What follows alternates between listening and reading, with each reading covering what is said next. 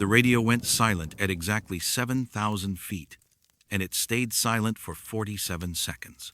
Meteor Crater sits in the high desert of northern Arizona, like a wound that never healed. Formed 50,000 years ago, when a meteorite traveling at 26,000 miles per hour struck the Colorado Plateau, the crater measures nearly a mile across and 550 feet deep. The Barringer family has owned the land since 1903, operating it as a tourist attraction and scientific research site. The crater's perfectly preserved bowl shape makes it one of the best preserved impact sites on Earth, used by NASA to train Apollo astronauts in the 1960s. But the crater's most peculiar characteristic isn't geological. It's what happens to radio communications in the airspace directly above it. The phenomenon first appeared in official records on March 15, 1984, when Southwest Airlines Flight 627 experienced a complete loss of radio contact while flying from Phoenix to Denver. Captain Michael Hensley reported the blackout to air traffic control after landing, describing it as a dead zone that came out of nowhere. The aircraft's position when communications failed placed it at 7,000 feet altitude, directly over the crater's center. What made the incident unusual wasn't the radio failure itself. Such problems occur regularly in aviation, but the precision of its timing and location. Flight 627's blackout lasted exactly 47 seconds. The aircraft's flight data recorder showed no mechanical anomalies, no electrical failures, and no deviation from course. The radio equipment functioned normally before and after the incident. Captain Hensley, a veteran pilot with 18 years of experience, filed a routine maintenance report and thought little of it until he flew the same route 3 weeks later and experienced an identical blackout at the same coordinates. By 1986, reports of communication failures over Meteor Crater had accumulated in FAA databases across multiple airlines. American, United, and Delta pilots documented similar incidents. Complete radio silence beginning at 7,000 feet above the crater, lasting 47 seconds, with no equipment malfunctions or navigational errors. The blackouts occurred regardless of aircraft type, weather conditions, or time of day. Commercial pilots began referring to the area as the quiet zone in unofficial communications, though none reported the incidents as safety hazards. Dr. Patricia Kowalski, a former air traffic controller at Flagstaff Pulliam Airport, worked the overnight shift during the period when these reports peaked. She remembered the calls that came after pilots landed, describing their brief but unsettling encounters with the silence. They were all professional about it, Kowalski said in a 1998 interview, but you could hear something in their voices. It wasn't just radio trouble. It was the quality of the silence itself. They described it as complete, no static, no background noise, nothing. The FAA initiated a formal investigation in January 1987, designating the inquiry as Project Quiet Sky. The investigation team included radio engineers, atmospheric physicists, and geological specialists. They positioned monitoring equipment at various points around the crater and coordinated with commercial flights to track the anomaly in real time. The first documented measurement confirmed the reports. Aircraft flying at 7,000 feet above the crater's center experienced total radio blackout for precisely 47 seconds. Project Quiet Sky's preliminary findings identified the blackout zone as a perfect cylinder of space 500 feet in diameter, extending from 6,800 to 7,200 feet in altitude. Radio communications function normally at all other altitudes and locations around the crater. The silence wasn't caused by interference or equipment failure. It was a complete absence of radio wave propagation in that specific volume of airspace. Thomas Chen, the project's lead engineer, discovered that the phenomenon affected all radio frequencies simultaneously, from commercial aviation bands to military frequencies. It wasn't selective interference, Chen noted in his classified report. All electromagnetic communications ceased within the zone. GPS signals, radar, emergency transponders, everything went quiet. More disturbing was Chen's finding that the blackout occurred in perfect synchronization across multiple aircraft when they occupied the zone simultaneously. The investigation took an unexpected turn when the team began monitoring ground-based radio equipment during aircraft blackouts. Ham radio operators in Flagstaff and Winslow had reported unusual transmissions for years, but Project Quiet Sky was the first official effort to document these signals. The team discovered that during each 47-second aircraft blackout, sensitive radio equipment on the ground detected structured transmissions originating from the exact coordinates of the silent zone.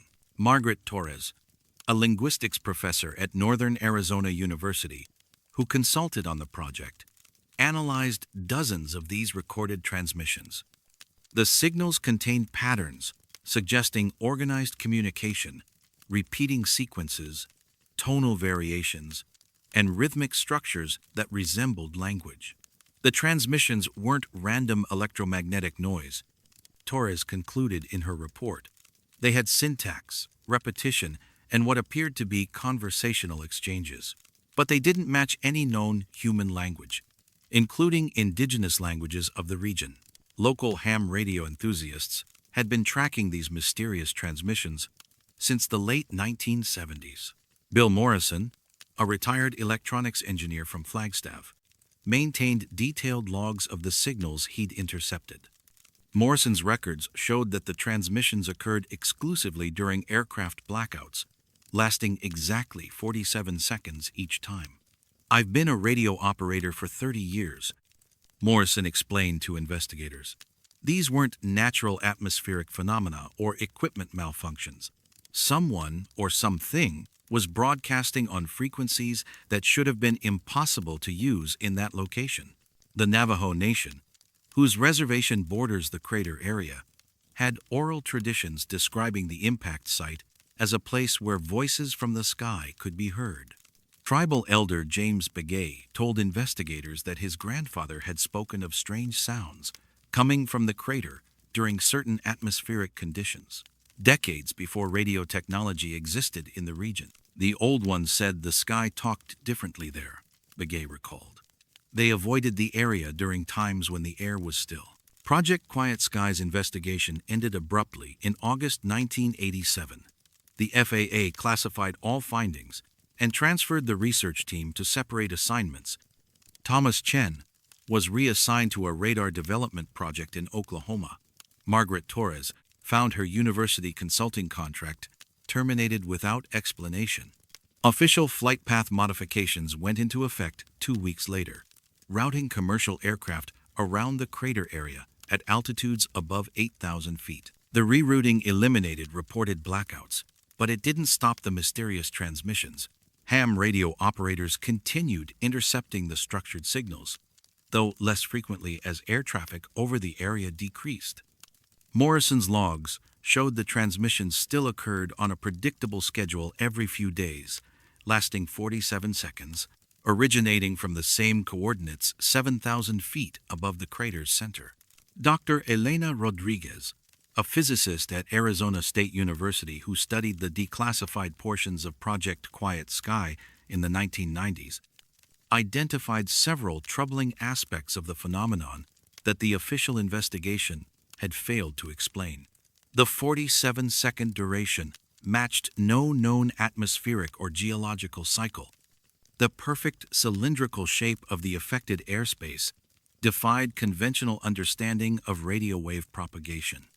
Most puzzling was the simultaneous occurrence of communication blackouts and ground-based signal detection, suggesting that radio waves weren't being blocked, but rather redirected or transformed within the affected zone.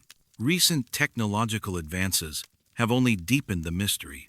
GPS satellites, which didn't exist during the original investigation, show positioning anomalies when aircraft pass through the former blackout zone.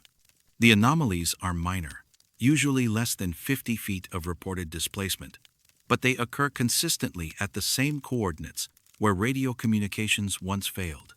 Pilots flying through the area at 7,000 feet report brief moments when their GPS displays show impossible readings.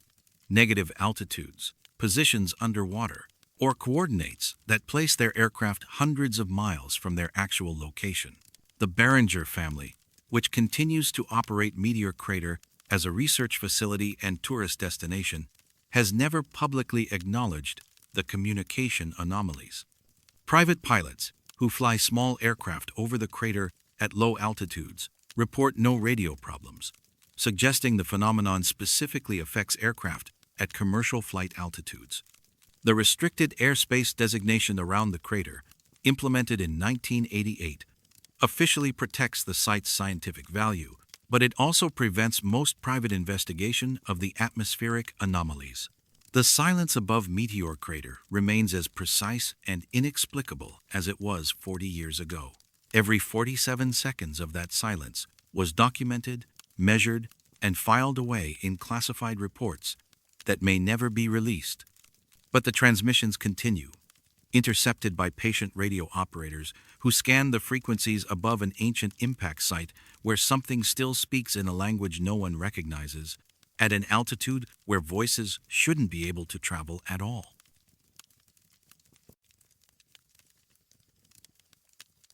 The trail appeared on every map for 15 years, leading to a place that was never there.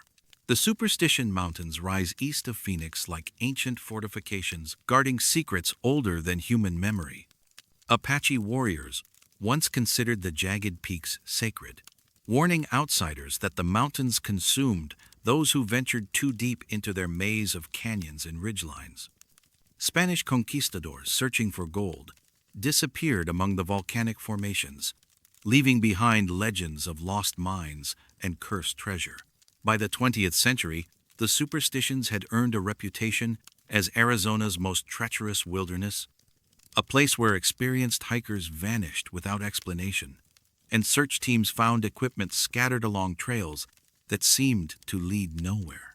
The range encompasses roughly 160,000 acres of Sonoran Desert, characterized by towering saguaro cacti, steep volcanic cliffs, and labyrinthine canyon systems that can disorient even seasoned outdoorsmen.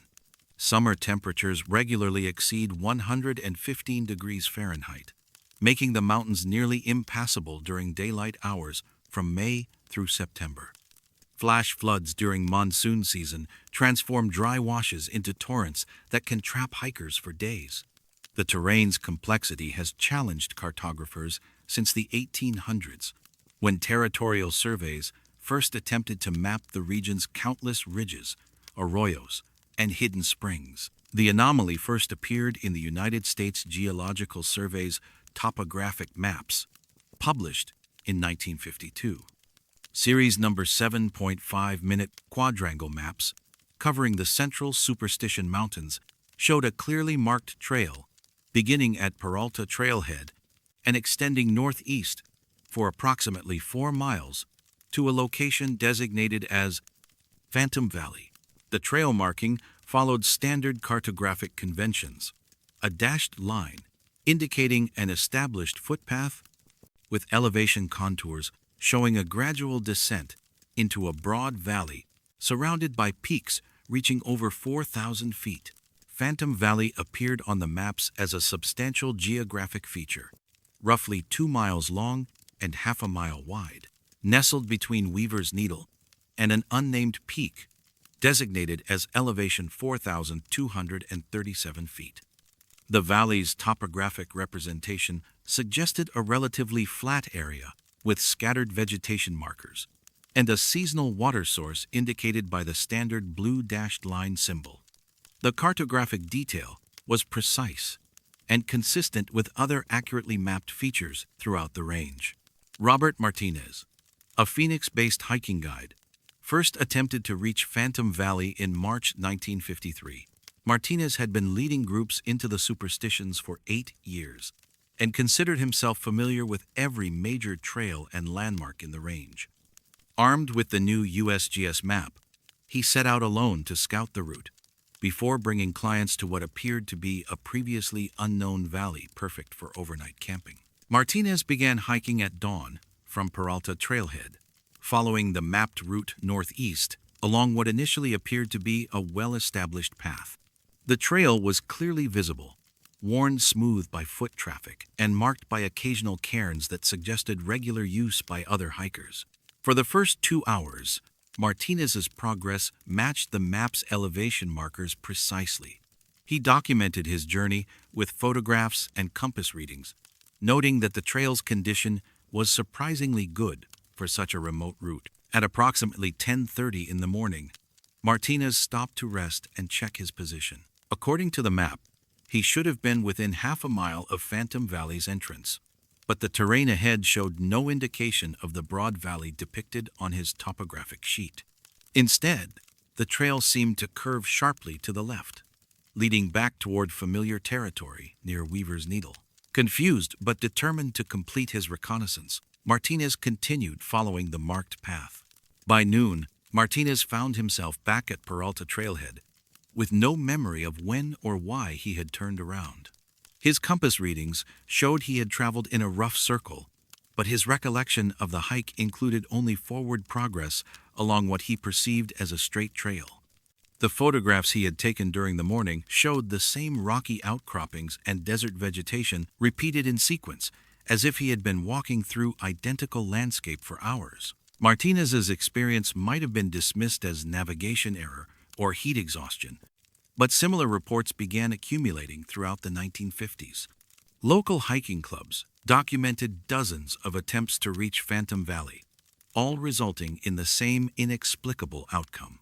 Hikers would follow the clearly marked trail, maintain steady progress for several hours, then find themselves back at their starting point with gaps in their memory regarding the return journey. Sarah Chen, a cartography student at Arizona State University, analyzed the phenomenon as part of her 1958 thesis on mapping errors in wilderness areas.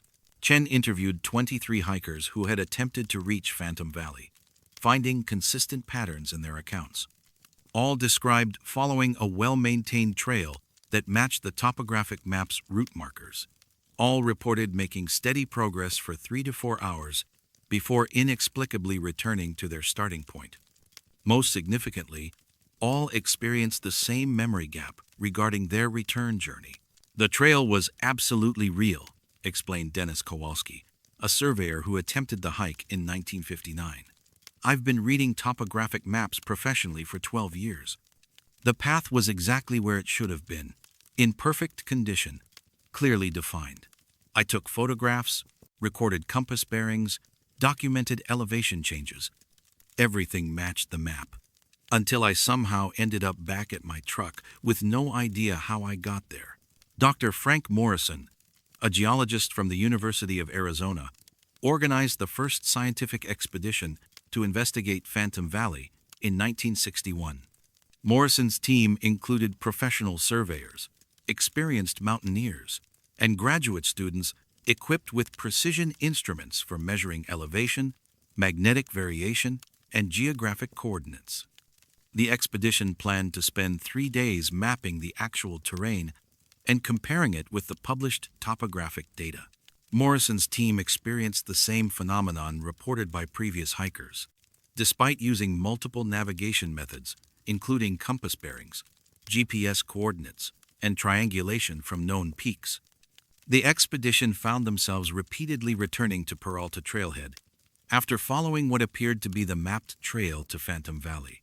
Team members' individual accounts of the hike varied significantly, with some reporting straight-line progress and others describing numerous switchbacks and elevation changes that didn't correspond to any member's memory. The expedition's most disturbing finding involved their photographic documentation. Film exposed during the hike showed the same rock formations and plant specimens appearing at different times throughout the day, suggesting either equipment malfunction or impossible geographic repetition. Morrison's official report, filed with the university's geology department, recommended against further attempts to locate Phantom Valley until the mapping discrepancy could be resolved through aerial survey. The Arizona State Mapping Division initiated a comprehensive review of Superstition Mountain's cartography in 1963. Aerial photography revealed no geographic feature matching Phantom Valley's description at the coordinates indicated on published maps. The area shown as a broad valley was actually a continuation of the same rocky ridgeline that characterized the surrounding terrain. Ground-penetrating radar surveys confirmed solid rock formations where the maps indicated open valley floor. Despite the conclusive evidence that Phantom Valley didn't exist, the trail marking continued appearing on USGS topographic maps through 1967. Hikers continued attempting to reach the non-existent valley, and the same pattern of inexplicable return journeys persisted. The Arizona State Mapping Division quietly began advising outdoor recreation groups to avoid using the affected map series, though no official explanation was provided for the recommendation. The mapping error was finally corrected in 1968 when new survey data eliminated all references to Phantom Valley from official topographic sheets. The trail marking disappeared simultaneously from all USGS publications, replaced by accurate terrain representation showing the continuous ridgeline that aerial photography had confirmed. No public announcement accompanied the correction, and existing maps containing the error were not recalled from circulation. James Patterson, who served as chief cartographer for the Arizona State Mapping Division during the error correction process, provided limited insight into the decision in a 1985 interview. The trail was on every map we published for 15 years, Patterson confirmed. It went through our entire quality control process, multiple review stages, field verification. Everyone who worked on those maps swore the feature was accurately represented. When we finally sent teams to definitively locate Phantom Valley, they couldn't find it. More troubling was that they couldn't explain how a non-existent trail had been consistently documented by multiple survey teams over more than a decade. The original survey notes used to create the Phantom Valley maps have never been located in official archives. Personnel records show that 3 different survey teams submitted field data confirming the valley's existence between 1950 and 1951, but the documentation supporting their reports disappeared from government files sometime in the early 1970s. The lead surveyors from those teams were transferred to other projects and declined to discuss their Superstition Mountain's work in later interviews. Hikers occasionally report finding remnants of the Phantom Trail today, decades after its removal from official maps. Worn sections of path that seem to lead toward the area once marked as Phantom Valley can still be identified by experienced outdoorsmen, though following these traces invariably results in the same circular journey that confused visitors throughout the 1950s and 60s. The trail markers and cairns that once guided hikers toward the non-existent valley have been removed or scattered, but the underlying path remains visible to those who know where to look. The cartographer's error represents more than a simple mapping mistake. For 15 years, multiple government agencies, professional surveyors, and experienced hikers collectively documented the existence of a place that was never there, following a trail that led nowhere, while believing they were making progress toward a destination that existed only on paper. The maps have been corrected, the error officially acknowledged, but the questions remain unanswered. How does a trail to nowhere stay on official maps for 15 years? And why do people still sometimes find themselves walking it, even when they know exactly where it leads?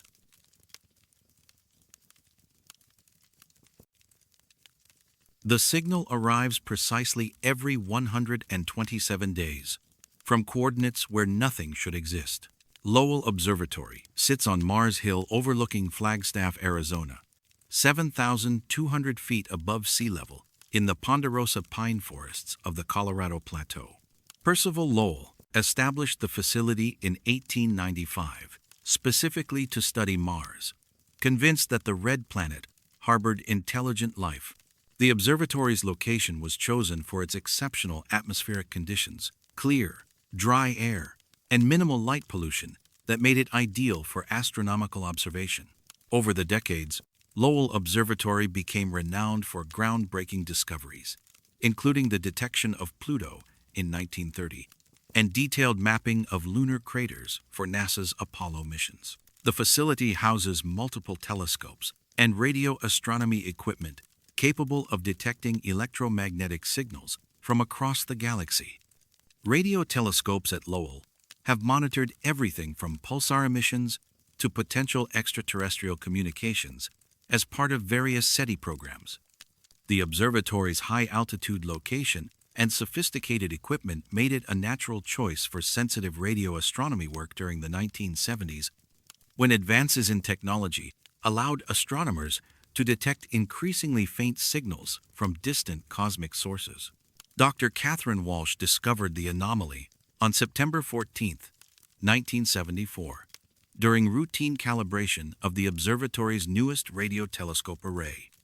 Walsh was conducting systematic sweeps of empty sky regions to establish baseline noise levels when her equipment detected a structured signal lasting exactly 3 minutes and 42 seconds.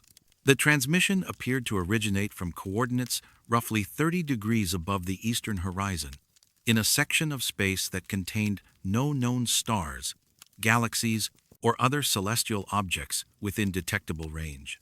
The signal's characteristics immediately distinguished it from typical cosmic background radiation or known astronomical phenomena. Rather than the random electromagnetic noise that pervades space, Walsh's recordings showed organized patterns, repeating sequences, tonal variations, and what appeared to be structured information transmission. The signal strength was remarkably consistent, neither fading with distance nor varying due to atmospheric interference that typically affects radio astronomy observations. Walsh documented the signal's precise frequency, timing, and apparent origin coordinates before filing a routine observation report with the National Radio Astronomy Observatory. She assumed the transmission represented either equipment malfunction or interference from terrestrial sources, despite the signal's apparent cosmic origin. The 3-minute recording was archived with thousands of other routine observations, awaiting analysis by specialists who might identify its source. 4 months later, on January 19, 1975, Walsh detected the identical signal again. Same frequency, same duration, same apparent coordinates, same internal structure. The timing placed the second occurrence exactly 127 days after the first detection, suggesting a regular transmission schedule rather than random cosmic events. More puzzling was the signal's apparent terrestrial reference point. The coordinates from which it seemed to originate corresponded to a position directly above Arizona, as if the transmission was somehow anchored to geographic location rather than distant space. Dr. Richard Chen, the observatory's director of radio astronomy, authorized a comprehensive investigation after Walsh documented the signal's third occurrence on May 26, 1975. Chen assembled a team of astronomers, radio engineers, and signal analysis specialists to monitor the predicted coordinates during the next transmission window. The investigation aimed to determine whether the signal represented genuine extraterrestrial communication, sophisticated terrestrial interference, or previously unknown astronomical phenomena. The research team's monitoring confirmed Walsh's initial findings and revealed additional disturbing characteristics. The signal appeared only when radio telescopes were aimed at specific coordinates above Arizona, but identical equipment pointed at the same celestial position from other observatories detected nothing. The transmission seemed tied not just to timing and frequency, but to observation from Lowell Observatory's exact geographic location. Dr. Maria Santos, a linguist from Northern Arizona University who joined the investigation, analyzed the signal's internal structure for patterns that might indicate intelligent communication. Santos found recurring mathematical relationships within the transmission prime number sequences, geometric progressions, and rhythmic patterns that suggested deliberate construction rather than natural phenomena. The signal contained information, Santos noted in her classified report, not random noise, but structured data arranged according to principles that implied purposeful communication.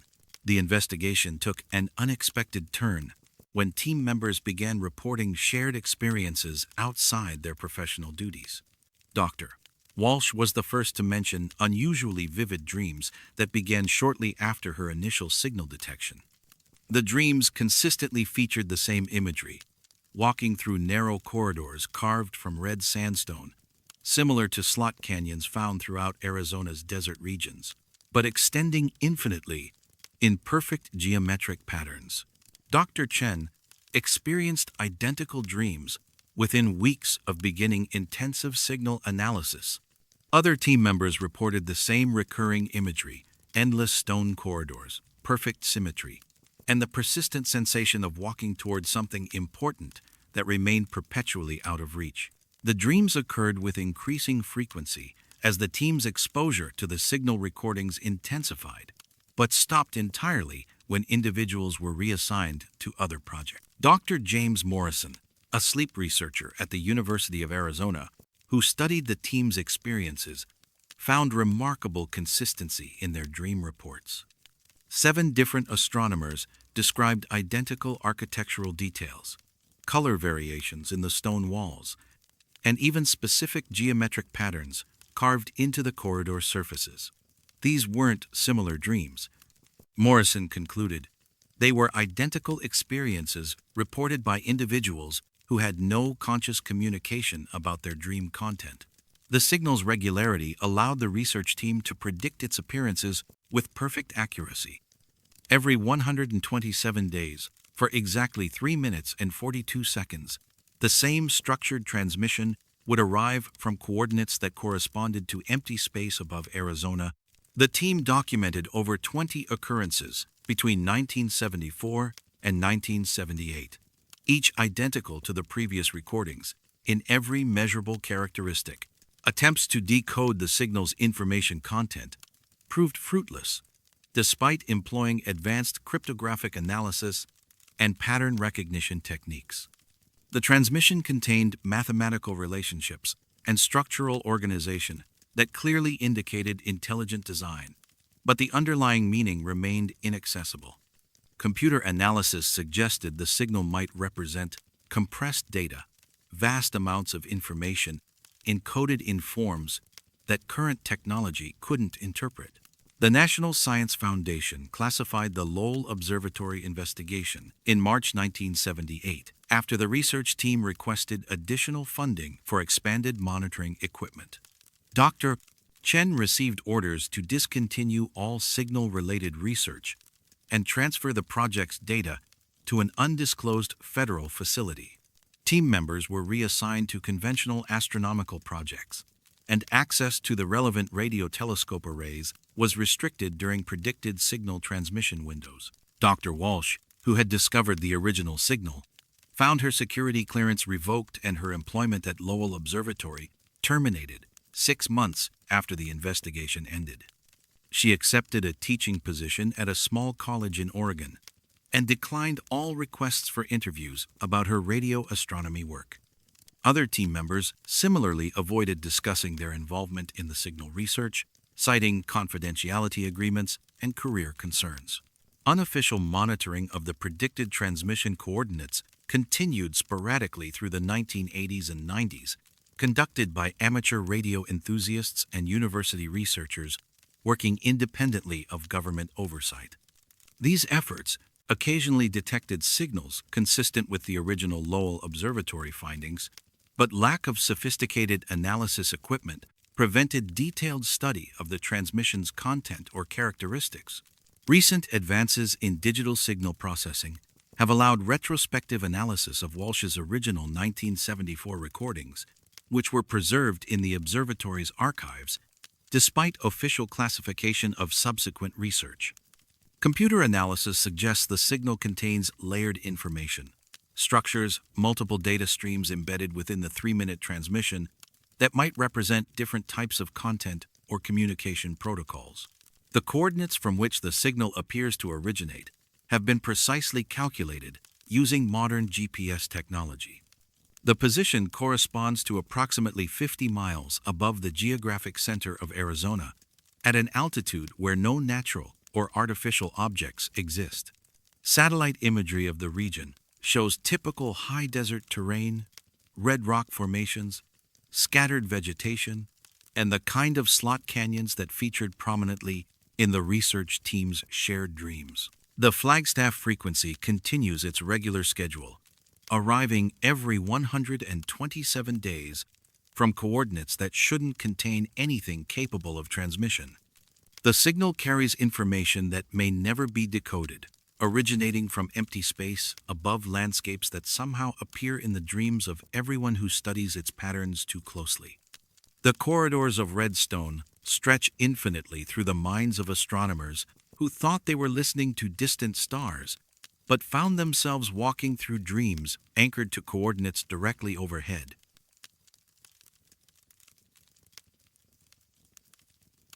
Frame 24 always showed the same figure, standing in shadows that shouldn't exist.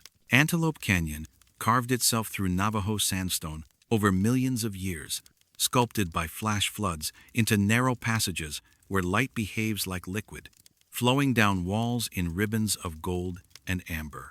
The Slot Canyon system near Page, Arizona consists of two main sections, Upper Antelope Canyon and Lower Antelope Canyon, connected by underground passages that wind through rock formations older than human civilization. The Navajo Nation has considered the canyon sacred for generations, calling it the place where water runs through rocks, and restricting access to guided tours that respect both the geological fragility and spiritual significance of the formations. Upper Antelope Canyon became internationally famous in the 1980s, when photographers discovered that shafts of sunlight penetrating the narrow opening above created cathedral-like beams that transformed the red sandstone walls into natural stained glass. The canyon's unique geometry focuses light into concentrated columns that shift throughout the day, creating photographic opportunities that attract professionals from around the world. Lower Antelope Canyon, accessed through a steep metal staircase, offers different but equally dramatic lighting effects as visitors navigate narrow passages barely wide enough for a single person. The phenomenon first appeared in photographs taken by Marcus Chen, a landscape photographer from Los Angeles who visited Antelope Canyon in April 1995. Chen shot 6 rolls of 36 exposure film during his 3-hour guided tour, carefully documenting the canyon's light patterns and geological features. When he developed the film, Chen discovered that frame 24 on every roll showed an identical anomaly, a human figure silhouetted against the canyon wall in a section where no such shadows should be possible given the light sources and wall geometry. The figure appeared to be standing in a recess or alcove that didn't exist in Chen's memory of the location. The shadow was sharp and well-defined, suggesting strong directional lighting, but the surrounding frames showed diffused, indirect illumination, typical of the canyon's reflected light environment. Chen initially attributed the anomaly to film processing errors or double exposures, but careful examination revealed that the figure appeared only on frame 24 of each roll, always in the same position relative to the canyon walls. Chen returned to Antelope Canyon 3 months later, equipped with different cameras and film stock to eliminate equipment variables. The second visit produced identical results. Frame 24 on every roll contained the same shadowed figure in the same impossible location. Chen documented his findings with detailed notes and precise timing records, establishing that the anomalous frames occurred regardless of when during his tour he reached the 24th exposure. Professional photographer Sarah Martinez encountered the same phenomenon during a commercial shoot for a travel magazine in September 1996. Martinez used multiple camera bodies and different film types, shooting over 200 frames during her canyon tour. Every roll of film contained the identical figure on frame 24, positioned against canyon walls that showed no corresponding alcoves or recesses when examined in person. "I've been shooting professionally for 15 years," Martinez explained in a 1997 interview. I know my equipment. I understand lighting. And I'm familiar with every type of film artifact you can imagine. This wasn't a processing error or equipment malfunction. The figure was consistently present on one specific frame, regardless of what I was actually photographing at that moment in the sequence. Dr. Robert Kim, a photography instructor at Arizona State University, organized a systematic investigation of the phenomenon in 1998. Kim's team included 5 professional photographers using different camera systems, film stocks, and development processes. The group spent 2 days in Antelope Canyon, shooting over 50 rolls of film under controlled conditions, with precise documentation of timing, location, and equipment settings. Every photographer in Kim's team recorded the same anomaly on frame 24 of every roll. The figure appeared consistently, always in the same position, always surrounded by shadows that didn't correspond to the actual lighting conditions in the canyon. More puzzling was Kim's discovery that the anomaly occurred regardless of what the photographers were actually pointing their cameras toward when they reached the 24th frame of each roll. Navajo guides who worked in Antelope Canyon during this period reported being asked repeatedly about historical incidents or spiritual significance that might explain the photographic anomaly. Elder Joseph Begay, who had guided tours in the canyon for over 20 years, acknowledged that the formation had always been considered a place where the past shows itself, but declined to provide specific interpretations of the photographer's experiences. The canyon remembers, Begay told Kim's research team. Sometimes what it remembers shows up in ways people don't expect. We've always known there are places in the canyon where time works differently. Your cameras are just showing you what was always there. The phenomenon intensified as digital photography began replacing film in the late 1990s.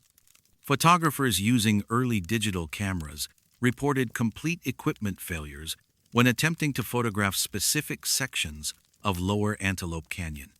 The malfunctions occurred consistently in a 20-foot stretch, approximately 200 feet from the canyon entrance, where the passage narrows to less than 3 feet in width. Digital cameras would function normally throughout most of the canyon tour, but would shut down completely when brought into the affected area. LCD displays would show static or geometric patterns instead of image previews. Memory cards became corrupted, losing all previously recorded images. The failures occurred with different camera brands, memory card types, and battery systems, suggesting an environmental factor rather than equipment defects. Lisa Chen, no relation to Marcus Chen, documented the digital camera phenomenon extensively during multiple visits between 2000 and 2002. Chen, a technical photographer specializing in equipment testing, brought over 30 different digital camera models to Antelope Canyon to isolate the cause of the malfunctions. Every digital camera failed in exactly the same location, Chen reported. The equipment would work perfectly until we reached a specific point in Lower Antelope Canyon. Then complete system failure. Not gradual degradation or intermittent problems, total shutdown. When we moved 20 feet in either direction, the cameras would restart and function normally, but all data recorded in the affected zone was lost. The Navajo Nation Tourism Office received increasing complaints about equipment failures and photographic anomalies throughout the early 2000s. Tour guides began warning visitors about potential technical difficulties in certain sections of the canyon, though official explanations cited electromagnetic interference from mineral deposits in the sandstone formations. Dr. Amanda Rodriguez, an electromagnetic engineer from the University of Arizona, conducted field measurements in Antelope Canyon in 2002 to investigate potential technical causes for the camera failures. Rodriguez's equipment detected no unusual magnetic fields, electrical activity, or radio frequency interference that might explain the consistent equipment malfunctions in the 20-foot zone of Lower Antelope Canyon. We found nothing that should cause electronic equipment to fail, Rodriguez reported. The electromagnetic environment was completely normal throughout the canyon. Whatever was causing the camera problems wasn't related to any measurable physical phenomenon. The photographic anomalies ceased abruptly in 2003, coinciding with new tour management policies that restricted photography in certain areas of both Upper and Lower Antelope Canyon. Official statements cited concerns about equipment damage and visitor safety, but the restrictions specifically prohibited photography in the exact locations where the figure had appeared on film and where digital cameras had experienced malfunctions. Professional photographers who had documented the phenomenon found their archived images increasingly difficult to locate. Film processing labs reported storage accidents and misfiled negatives. Digital files became corrupted on backup drives. The comprehensive documentation that had accumulated over 8 years of anomalous photography gradually disappeared from private collections and research archives. Ken Patterson, a photographer who had taken over 40 rolls of film in Antelope Canyon between 1996 and 2001, discovered in 2005 that all his canyon photographs had been deleted from his digital archives, and his original negatives had been destroyed in what his storage facility described as an unexplained chemical contamination incident. Similar losses affected other photographers who had documented the Frame 24 figure. The restricted areas of Antelope Canyon remain off-limits to photography today, officially due to concerns about environmental impact and visitor safety. Tour guides avoid discussing the photographic anomalies that occurred during the late 90s and early 2000s, citing company policies against speculation about unexplained phenomena. The 20-foot section of Lower Antelope Canyon where digital cameras failed is now bypassed by an alternate route that was constructed in 2004. Visitors occasionally report glimpsing movement or shadows in the restricted areas, but without cameras to document these observations, such accounts remain purely anecdotal. The figure that appeared on Frame 24 of hundreds of rolls of film has vanished as completely as the photographs that once proved its existence, leaving only the memory of shadows that fell in geometrically impossible directions, preserved for 8 years, on frames that no longer exist in any archive or collection.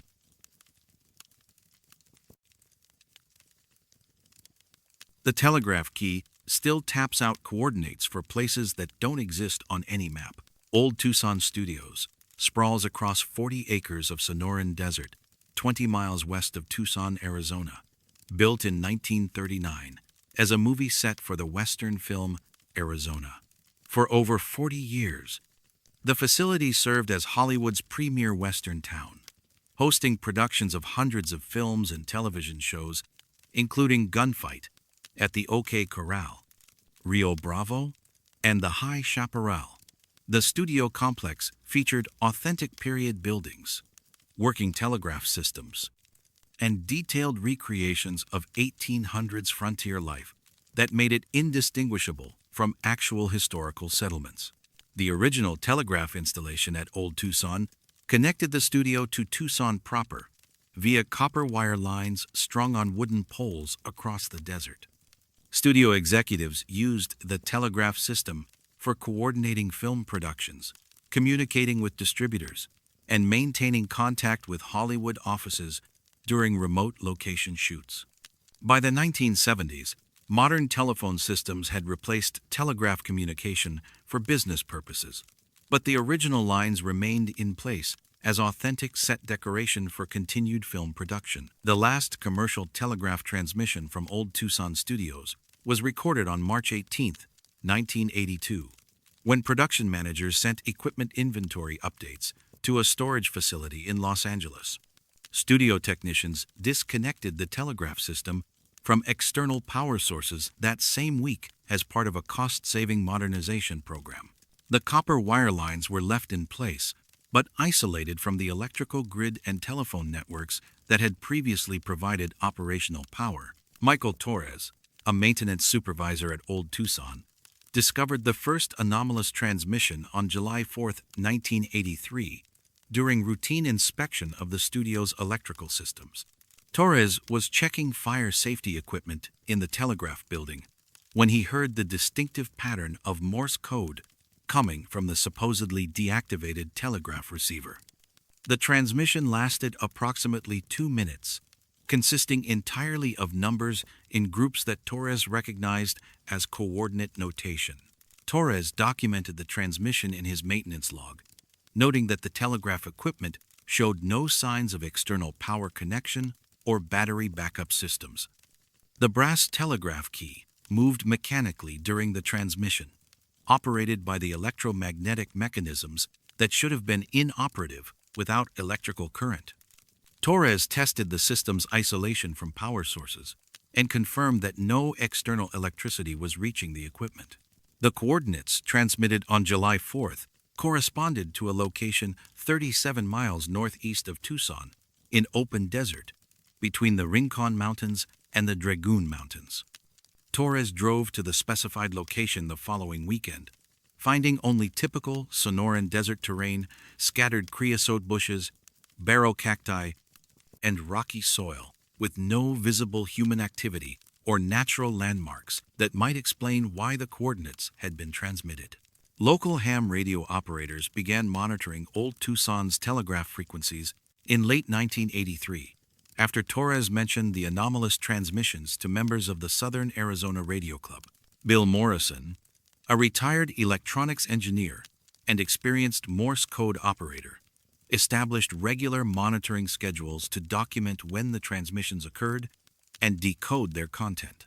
Morrison's logs showed that the old Tucson telegraph transmitted coordinate sequences every 3 to 5 days, always during nighttime hours between 11 p.m. and 3 a.m. The transmissions followed standard Morse code protocols, but contained only numerical data corresponding to GPS coordinates throughout Arizona. Morrison verified that the coordinates were mathematically valid and corresponded to real geographic locations, though ground investigation of these sites revealed nothing unusual. The transmissions were perfectly formatted Morse code, Morrison explained in a 1985 interview. Professional quality, proper timing, standard abbreviations. Someone or something with extensive telegraph experience was sending these coordinates, but the equipment shouldn't have been capable of transmission without power connection. Dr. Patricia Kowalski, an electrical engineer from the University of Arizona, investigated the telegraph anomaly in 1984 at the request of Old Tucson's management. Kowalski's analysis confirmed that the telegraph equipment was completely isolated from external power sources, but showed electromagnetic activity consistent with normal operation during transmission periods. Kowalski's team installed monitoring equipment around the telegraph building to measure electromagnetic fields, temperature variations, and atmospheric electrical activity that might explain the equipment's operation. The instruments detected no unusual environmental conditions during transmission periods, but recorded electromagnetic signatures identical to those produced by properly powered telegraph systems. The equipment was generating its own electrical current, Kowalski noted in her technical report. The electromagnetic pattern suggested normal telegraph operation, but we couldn't identify any power source. The system was producing electricity from nowhere, just enough to operate the transmission mechanisms. The geographic distribution of coordinates transmitted by the old Tucson telegraph covered approximately 60,000 square miles of Arizona, from the Mexican border to the Grand Canyon region. Statistical analysis of the coordinate patterns showed no obvious clustering around known landmarks, cities, or geological features. The locations appeared to be randomly distributed across the state's desert regions, mountain ranges, and plateau areas. Ground investigation teams, organized by amateur radio enthusiasts, visited over 50 of the transmitted coordinates between 1984 and 1987. The expeditions found no common characteristics among the specified locations.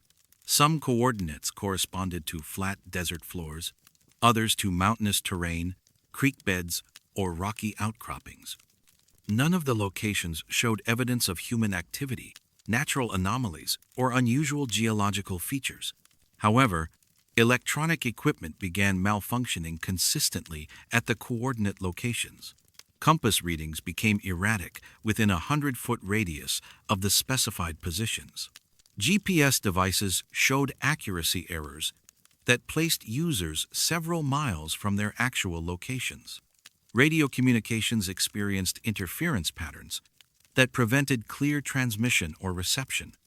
The equipment problems occurred only at sites corresponding to telegraph coordinates, not at randomly selected control locations.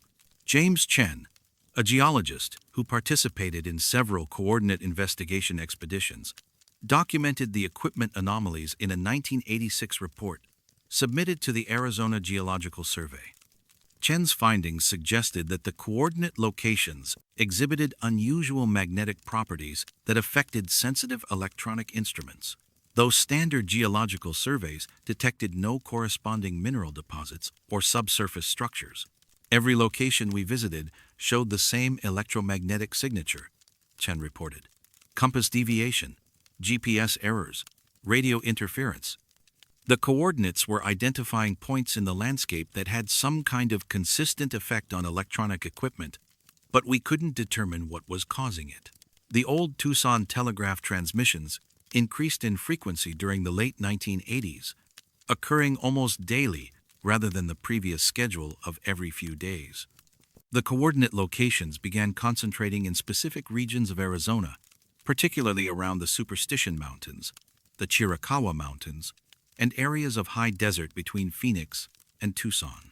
Local law enforcement agencies received reports from hikers and campers who had inadvertently camped near telegraph coordinate locations. These individuals reported equipment failures, unusual compass readings, and the persistent sensation of being observed, though no evidence of human presence was ever found at the sites. The reports led to informal warnings among outdoor recreation groups to avoid certain areas identified by amateur radio operators. Studio executives at Old Tucson attempted to permanently disable the telegraph system in 1988 by removing key components and dismantling the electromagnetic mechanisms. The transmissions continued unchanged despite the physical modifications to the equipment. Technicians discovered that removing telegraph components had no effect on the system's ability to generate coordinate transmissions. The anomaly attracted attention from federal agencies in 1989, when the coordinates began corresponding to locations near military installations and government facilities. The Federal Communications Commission initiated an investigation into unauthorized telegraph transmissions, but found no evidence of deliberate broadcasting equipment or individuals responsible for generating the coordinate messages. Recent digital analysis of archived telegraph transmissions has revealed additional patterns in the coordinate sequences. Computer modeling suggests that the transmitted locations form geometric relationships, triangular patterns, parallel lines, and complex polygonal shapes that extend across hundreds of miles of Arizona terrain. The patterns appear to be deliberately constructed rather than randomly distributed, suggesting that the coordinate selections follow some systematic plan or design. Modern GPS technology has allowed precise navigation to coordinate locations that were difficult to reach during the original investigations of the 1980s. Current expedition reports confirm that electronic equipment still malfunctions at sites corresponding to telegraph transmissions from decades ago, and new coordinates continue to exhibit the same electromagnetic anomalies that affected earlier investigation teams.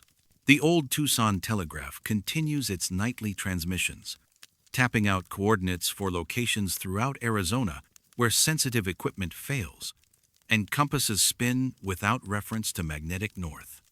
The messages arrive with mechanical precision from telegraph systems that have no power source, identifying points in the desert landscape that seem to exist primarily to disrupt the electronic tools humans use to navigate the world.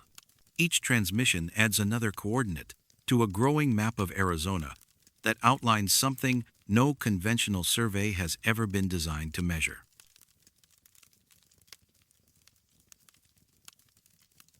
Time moves differently in Campsite 14, and the clocks never agree on how much has passed.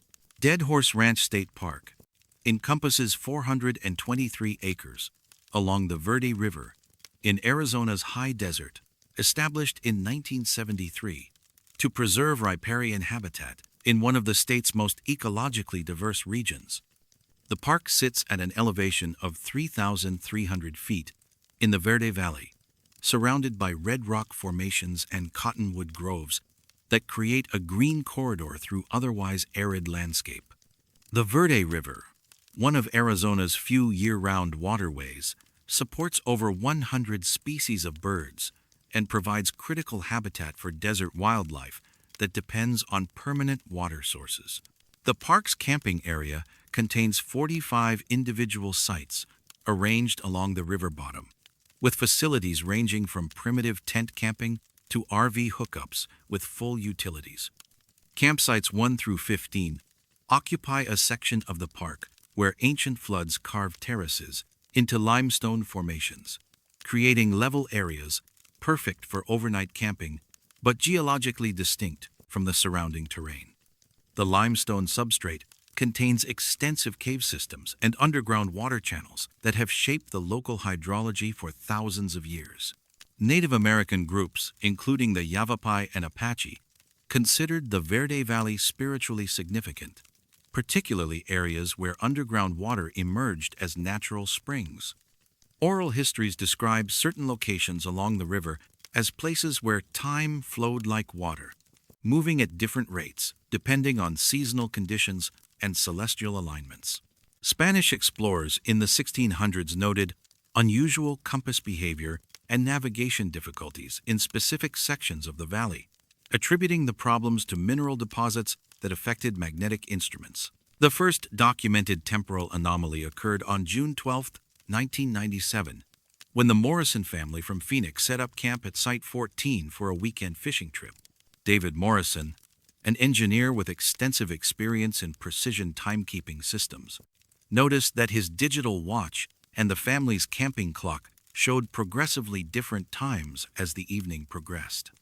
By midnight, the devices displayed time differences of over 2 hours, despite having been synchronized when the family arrived at the park. Morrison initially attributed the discrepancy to equipment malfunction, but careful observation revealed that both timepieces were functioning normally. They were simply measuring time at different rates. His digital watch, which had maintained accuracy within seconds for over 3 years, began running approximately 15% faster than standard time once the family settled into campsite 14.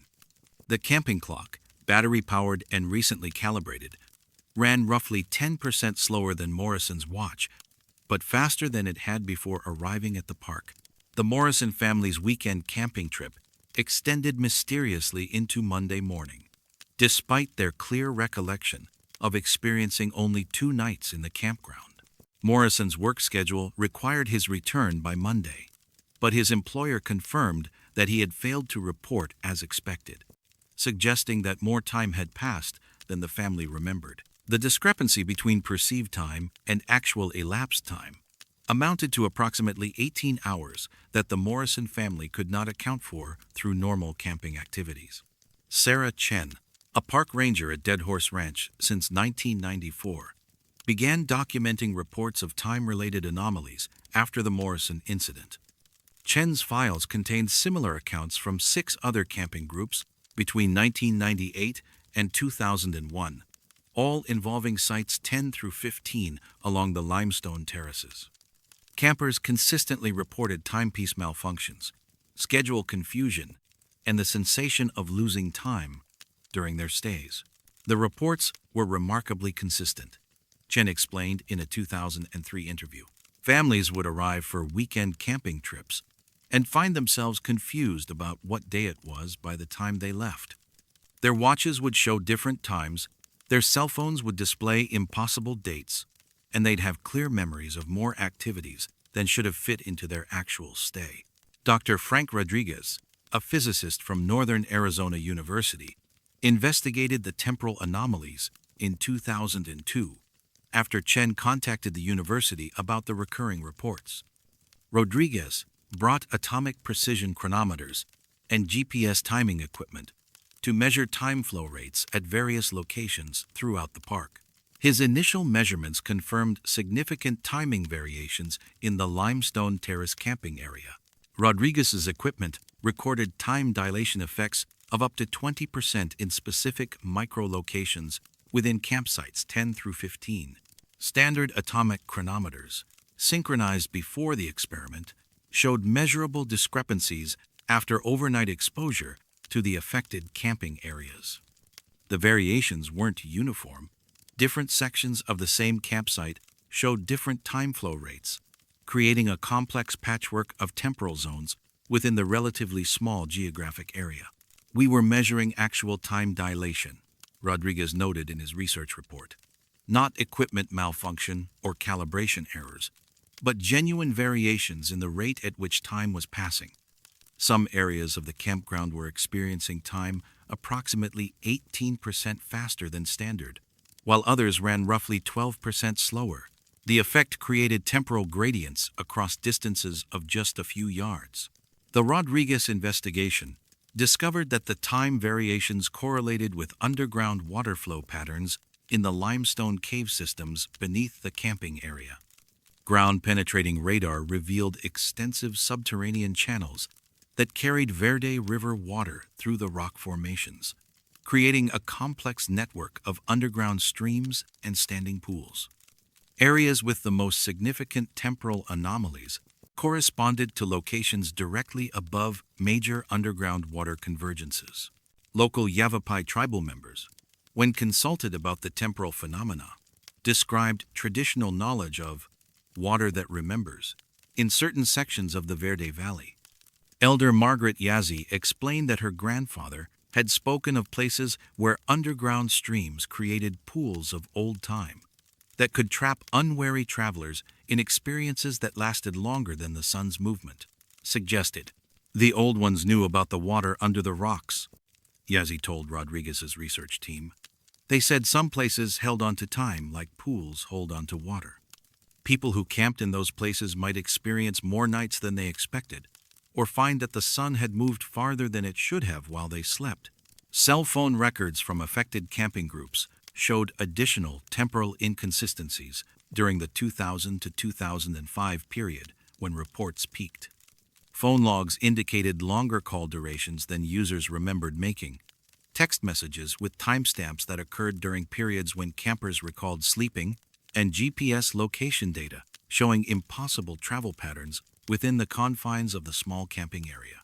The Patterson family from Tucson experienced the most dramatic temporal anomaly in August 2004 during what they planned as a single-night camping trip to Site 12. The family set up camp on Friday evening and prepared to return home Saturday afternoon, but found themselves still camping on Sunday morning, with clear memories of having experienced Saturday twice, once with overcast weather and rain, and again with clear skies and hot temperatures. "We lived through Saturday 2 different ways," explained Janet Patterson in a 2005 interview. "I remember making breakfast twice. My husband fishing in the morning rain and then again in bright sunshine. The kids complaining about being bored and then later playing happily by the river. Same conversations, same activities, but with completely different weather conditions. When we finally left the campground, 3 days had passed instead of 2. Digital cameras used by camping families during this period showed additional evidence of temporal anomalies. Photo timestamps indicated images taken during the same camping trips, but hours apart, showing identical scenes with different lighting conditions that suggested different times of day. GPS coordinates embedded in digital photos placed campers in locations throughout the park that they had no memory of visiting.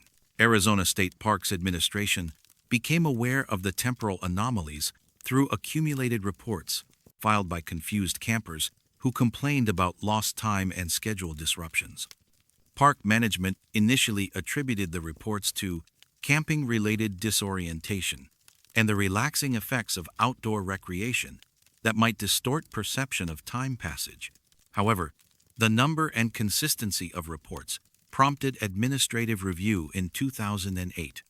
Internal documents revealed that campsites 10 through 15 generated 3 times as many visitor complaints as other locations in the park, with nearly all complaints involving confusion about dates, times, or schedule disruptions.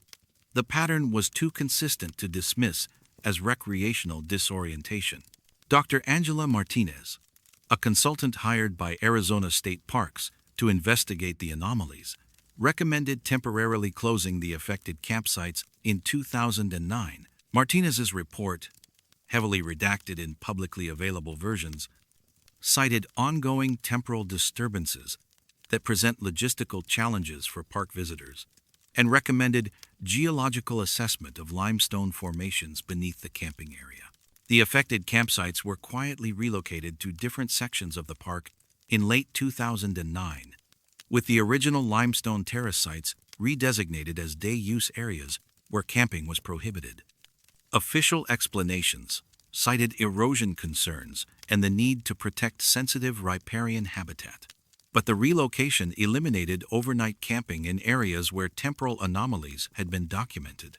Recent GPS timing data from satellites passing over Dead Horse Ranch State Park show continued chronometer inconsistencies above the former camping area. The timing variations are minor but measurable, suggesting that whatever geological or hydrological factors created the original temporal anomalies remain active beneath the relocated campsites. Underground water flow in the Verde Valley continues to follow the same patterns that ancient floods carved into limestone formations thousands of years ago. The caves and channels that created pools of old time still run beneath ground that no longer hosts campers who might wake up confused about which day they're experiencing, or find their watches disagreeing about how much night has actually passed.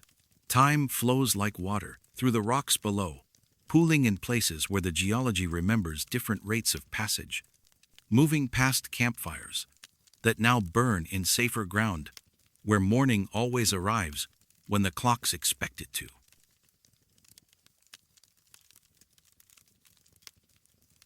The compass spun freely when the temperature reached 88 degrees, pointing nowhere and everywhere at once.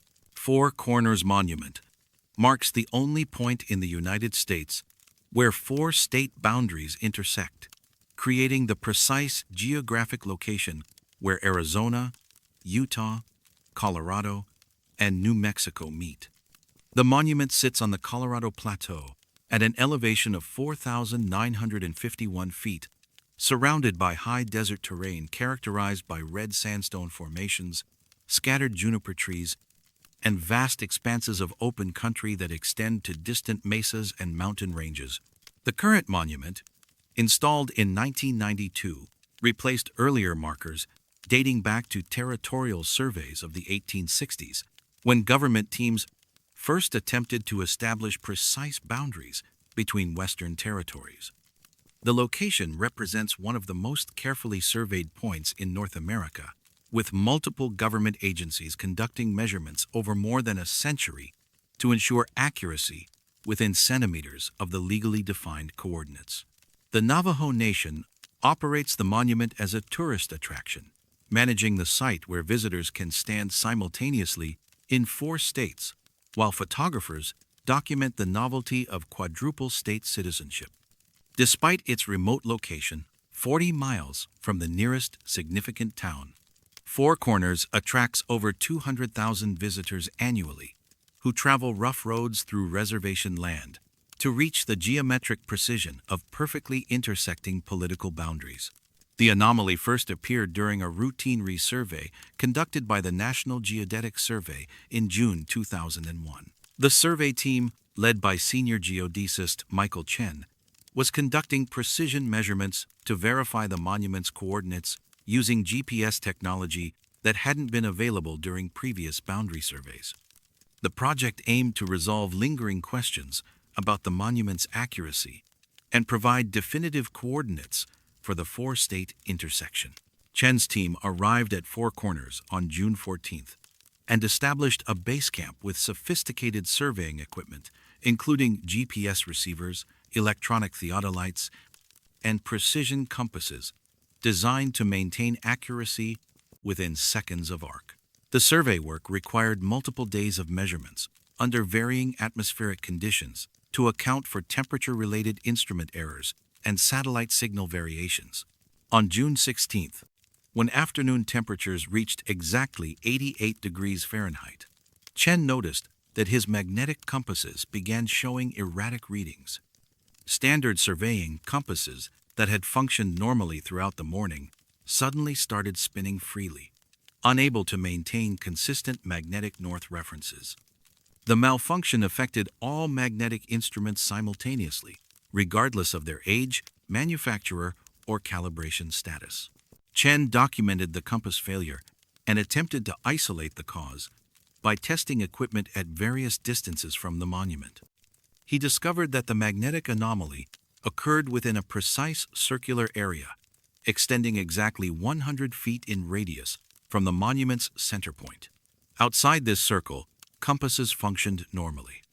Inside the affected area, magnetic instruments showed random readings that changed continuously throughout the period when temperature remained at 88 degrees. The temperature-specific nature of the anomaly became apparent when afternoon cooling brought temperatures below 88 degrees, and compass functions immediately returned to normal. Chen's team verified that the magnetic disturbance occurred only when air temperature measured precisely 88 degrees Fahrenheit, regardless of time of day, atmospheric pressure, or other environmental variables. Dr. Sarah Martinez, a geophysicist from the University of Colorado who consulted on the survey project, conducted magnetic field measurements around Four Corners Monument using sensitive magnetometers capable of detecting minute variations in Earth's magnetic field. Martinez's instruments recorded normal magnetic field strength and direction outside the 100-foot radius circle, but showed chaotic readings within the affected area when temperature reached 88 degrees. The magnetic field wasn't absent, Martinez explained in her technical report. It was fluctuating rapidly in all directions, as if multiple magnetic sources were competing for dominance. The readings suggested intense magnetic activity, but we couldn't identify any subsurface features that might generate such effects. Local Navajo guides who work at the monument reported being aware of unusual compass behavior for several years prior to the official survey.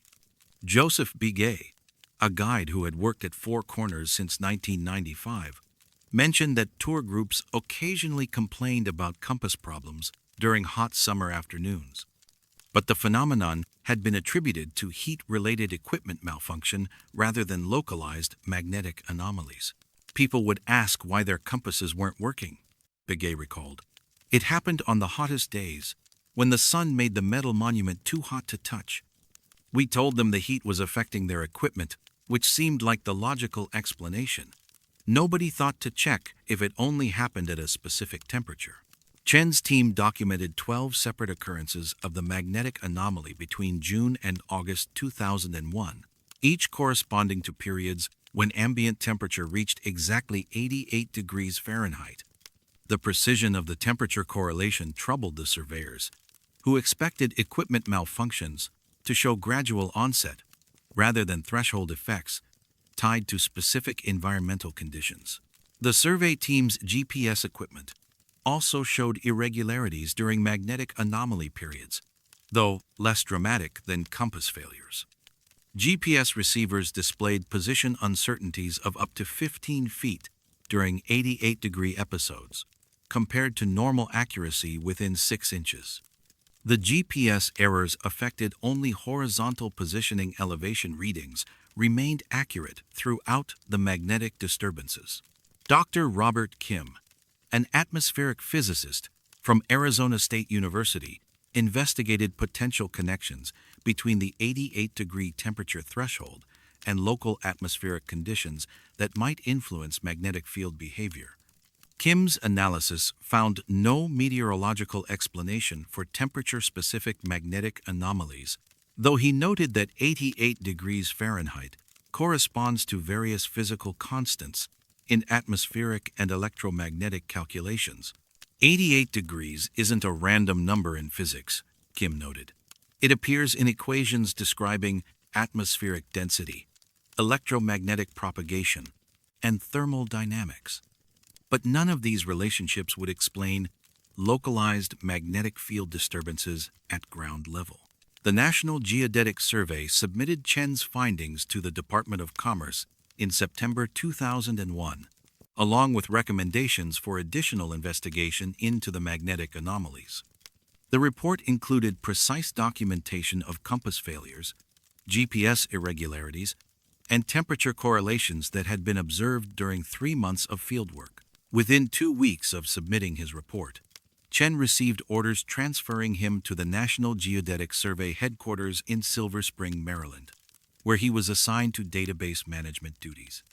Other team members were reassigned to projects in different states, effectively disbanding the Four Corners survey team before follow-up investigations could be conducted. The survey data from Four Corners Monument was classified under provisions typically reserved for national security information, preventing public access to technical measurements and findings.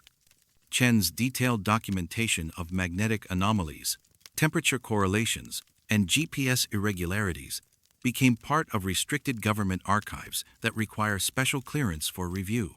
Official records from the National Geodetic Survey indicate that the Four Corners resurvey was completed successfully with coordinates confirmed within acceptable accuracy standards. No mention of magnetic anomalies appears in publicly available reports, and subsequent boundary surveys have avoided the 88-degree temperature conditions when the anomalies occur. Independent researchers have attempted to replicate Chen's findings using commercially available surveying equipment, but access restrictions imposed by the Navajo Nation limit the type and duration of technical measurements that can be conducted at the monument. Visitors with standard compasses occasionally report erratic readings during hot summer afternoons, but systematic documentation requires professional equipment and extended observation periods. Recent analysis of historical weather data for the Four Corners region shows that temperatures reach exactly 88 degrees Fahrenheit, approximately 12 to 15 days per year, typically during late spring and early summer months. These dates correspond to increased reports of navigation difficulties from hikers and travelers in the area, though most such incidents are attributed to heat-related impairment rather than equipment malfunction. Satellite magnetic field measurements from NASA and NOAA monitoring systems show periodic anomalies in the Four Corners region that correlate with surface temperature data, though the connection requires detailed analysis to identify. The anomalies appear as brief disturbances in magnetic field uniformity that last only as long as surface temperatures remain at specific threshold levels. The monument stands exactly where 4 states meet, marked by brass discs embedded in concrete that define the precise intersection of political boundaries surveyed over more than a century of government measurement. On days when the temperature reaches 88 degrees, compasses spin uselessly in the desert heat, while GPS receivers struggle to maintain location fixes in the geometric center of carefully mapped territory. The measurements that should be most precise become impossible to obtain, and the coordinates that define the intersection of 4 states become uncertain in the exact spot where certainty matters most.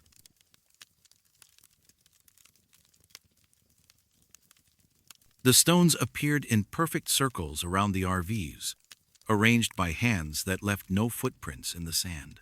Quartzsite sits in the Sonoran Desert of southwestern Arizona, a town that transforms from a sleepy community of 3,000 permanent residents into a sprawling temporary metropolis of over 2 million visitors each winter.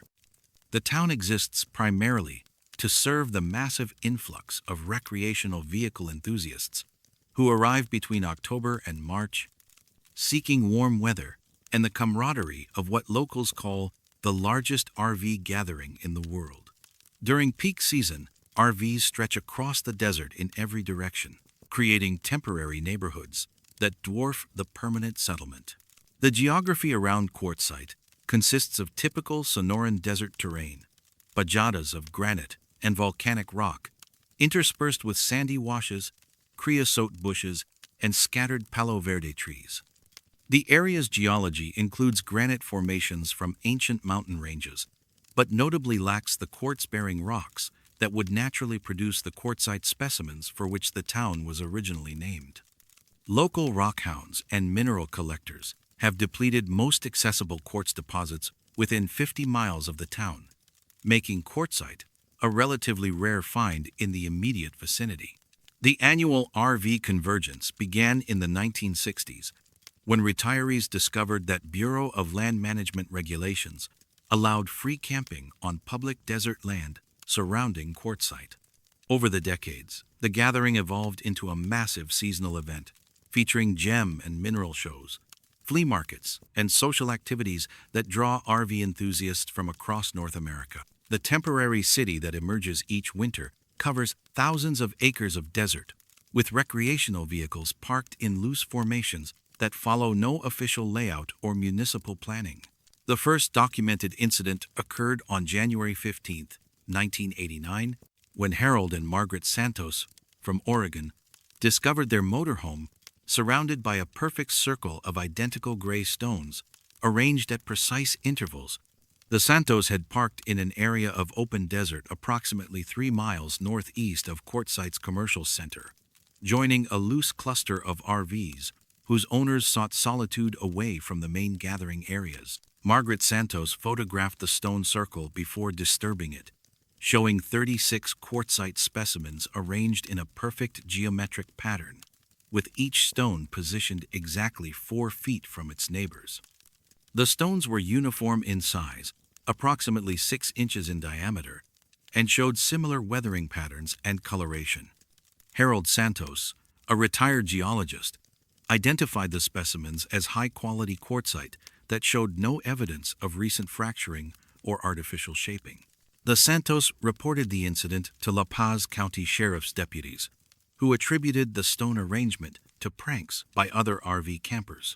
Deputies noted that no footprints were visible in the sandy soil around the Santos's motorhome, despite the fact that arranging 36 stones in precise geometric patterns should have required considerable foot traffic. The lack of disturbance in the surrounding sand puzzled investigators, but didn't prompt additional investigation.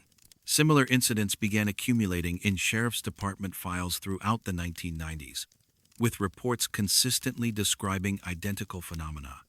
RV owners waking to find their vehicles surrounded by perfectly arranged quartzite stones that hadn't been present the previous evening.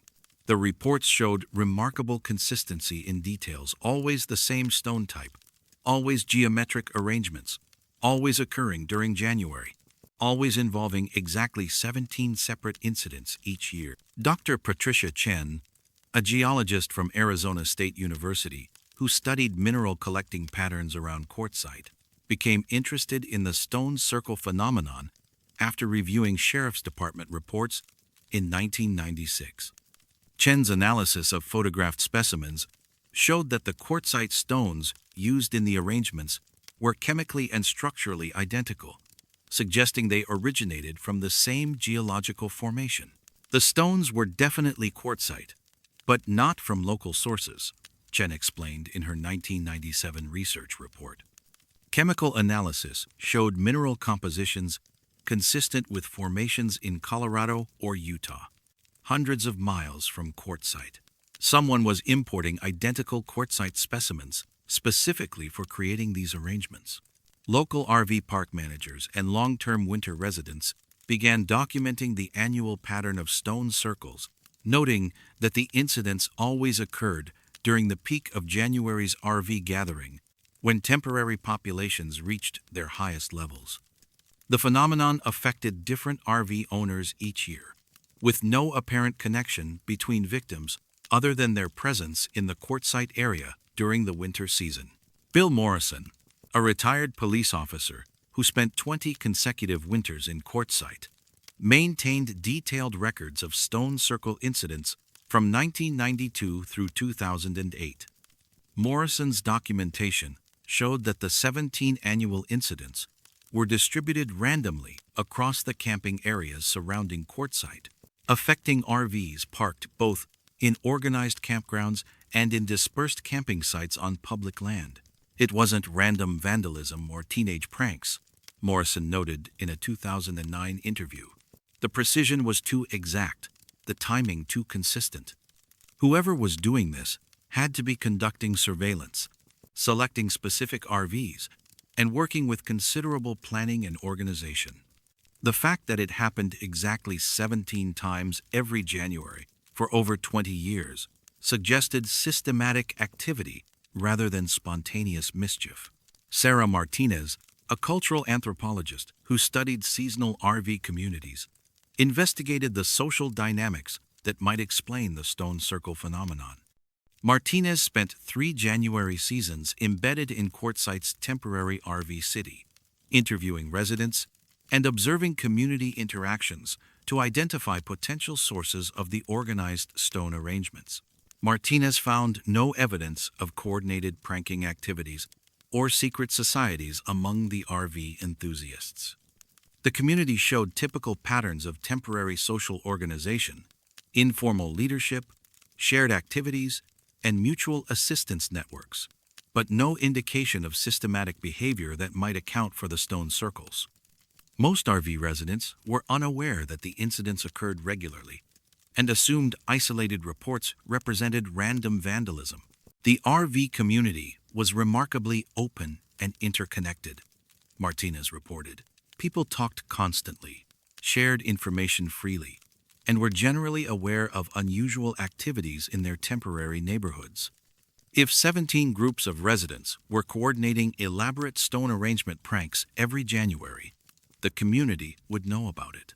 The fact that nobody claimed responsibility or showed awareness of the pattern suggested external activity. La Paz County Sheriff's Department conducted an intensive investigation during January 2001, deploying additional patrols and establishing surveillance points throughout the RV camping areas. The investigation aimed to identify individuals responsible for the stone arrangements and determine whether the activities violated any local ordinances or constituted criminal mischief. Despite increased surveillance and patrols, exactly 17 stone circle incidents occurred during January 2001, all in areas that were supposed to be under active monitoring. Deputies reported no unusual activity, no individuals carrying stones or working in the desert during nighttime hours, and no evidence of coordinated group activity. The stone circles appeared as they had for the previous 12 years, despite law enforcement efforts to prevent or document their creation. The investigation's most puzzling finding involved soil analysis around affected RVs. Crime scene technicians collected sand samples from areas where stone circles had been arranged, looking for foreign materials, footprints, or other evidence of human activity. The analysis showed no disturbance in soil layers beneath the stone arrangements, as if the quartzite specimens had been placed without anyone walking on the surrounding ground. Dr. Robert Kim, a forensic geologist who consulted on the investigation, analyzed the soil disturbance patterns around multiple stone circle sites. Kim's findings indicated that the arrangements had been created without corresponding human foot traffic in the surrounding area. The soil showed no compression patterns, no foreign materials, no evidence of the human activity that should have been necessary to arrange 36 stones in precise geometric patterns, Kim noted in his report. The January 2001 investigation was suspended in February without identifying suspects or determining the method used to create the stone arrangements. Sheriff's Department files on the phenomenon were classified under policies protecting ongoing investigations, though no active investigation has been conducted since 2001. Recent analysis of mineral composition in archived stone specimens has revealed additional anomalies. The quartzite stones used in arrangements between 1989 and 2008 all show identical trace mineral signatures, confirming they originated from the same geological formation. However, geological surveys have been unable to locate any quartzite deposits with matching mineral compositions within 500 miles of quartzite. The phenomenon continues with mathematical precision. Exactly 17 RV owners wake up each January to find their vehicles surrounded by perfect circles of identical quartzite stones that weren't there when they went to sleep. The stones always match previous specimens, always show the same precise arrangement patterns, always appear without disturbing the surrounding sand. Local authorities have stopped investigating, attributing the incidents to elaborate but harmless pranks by parties unknown. Current RV park managers in Quartzsite advise winter visitors that stone circle incidents are a local tradition and suggest that affected campers consider the arrangements desert gifts rather than vandalism. The stones themselves are typically collected by recipients as unusual souvenirs of their Arizona winter experience, though geological analysis continues to show they originated from sources that no survey team has ever been able to locate. The temporary city that emerges in Quartzsite's desert each winter continues to grow, drawing more RV enthusiasts every year to participate in what has become one of the largest seasonal migrations in North America. Among the hundreds of thousands of visitors who arrive each January, exactly 17 will wake up to find their homes surrounded by perfect circles of impossible stones, arranged by hands that leave no traces in sand that records every footstep taken under the desert Sunday.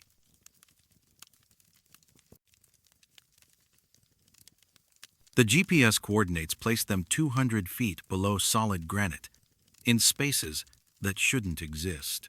The Apache Trail winds 57 miles through Arizona's Superstition Mountains, following routes first established by Apache warriors, who used the rugged path to move between summer camps in the high country and winter settlements along the Salt River. Spanish missionaries documented the trail in the 1700s, noting its strategic importance for controlling passage through the mountain range. By the early 1900s, the trail had become a legendary route for prospectors seeking the Lost Dutchman's Mine, the most famous lost gold mine in American history. The modern Apache Trail begins at Apache Junction and climbs through desert foothills before entering the heart of the Superstition Wilderness, where towering volcanic formations create a maze of canyons and ridgelines that has challenged travelers for centuries. The trail passes several man-made landmarks, including Roosevelt Dam and Canyon Lake, but much of its length traverses wilderness areas that remain essentially unchanged since Apache times. The combination of extreme terrain, unpredictable weather, and the area's reputation for mysterious disappearances has made the Apache Trail one of Arizona's most notorious hiking destinations. Geological surveys describe the superstitions as composed primarily of volcanic tuff and rhyolite formations dating back 15 million years, with granite intrusions that create the area's characteristic towering spires and sheer cliff faces. The mountains contain numerous natural caves and abandoned mine shafts, but the underlying geology consists of solid rock formations that extend hundreds of feet below the surface in most areas. The first GPS anomaly was documented on March 22, 2003, when mechanical engineer David Chen attempted to use GPS navigation during a solo hike along a remote section of the Apache Trail. Chen was testing commercial GPS units for potential use in search and rescue operations, carrying 3 different devices to compare accuracy under challenging terrain conditions. Approximately 6 miles northeast of Canyon Lake, Chen's GPS receivers began showing impossible elevation readings. The devices indicated that Chen was hiking at an elevation of negative 450 feet, placing him underground despite walking on clearly visible trail at an elevation that should have measured approximately 3,200 feet above sea level. The anomaly affected all 3 GPS units simultaneously, ruling out individual equipment malfunction. Chen documented the GPS errors with photographs showing the device's displays against the surrounding landscape, clearly demonstrating the impossibility of the recorded coordinates. The GPS units continued showing underground positions for approximately 800 yards of trail before returning to accurate readings when Chen reached a section of path that crossed exposed granite bedrock. The coordinates where Chen's GPS devices showed underground positions corresponded precisely to an area identified in historical accounts as the likely location of Jacob Waltz's lost Dutchman's mine. Waltz, a German prospector known as the Dutchman, claimed to have discovered a rich gold mine in the Superstitions during the 1870s. Before his death in 1891, Waltz provided detailed descriptions of his mine's location that matched the exact trail coordinates where Chen's GPS devices registered impossible underground positions. Dr. Sarah Martinez, a geophysicist from Arizona State University, investigated the GPS anomalies in 2004 after Chen's report attracted attention from the university's geology department. Martinez used ground-penetrating radar and seismic equipment to study subsurface geology in areas where GPS devices showed impossible readings. Martinez's instruments revealed no cavities, mine shafts, or open spaces in the subsurface geology where GPS devices indicated underground positions. Seismic surveys showed solid rock formations extending hundreds of feet below the surface, consistent with standard geological maps of the region.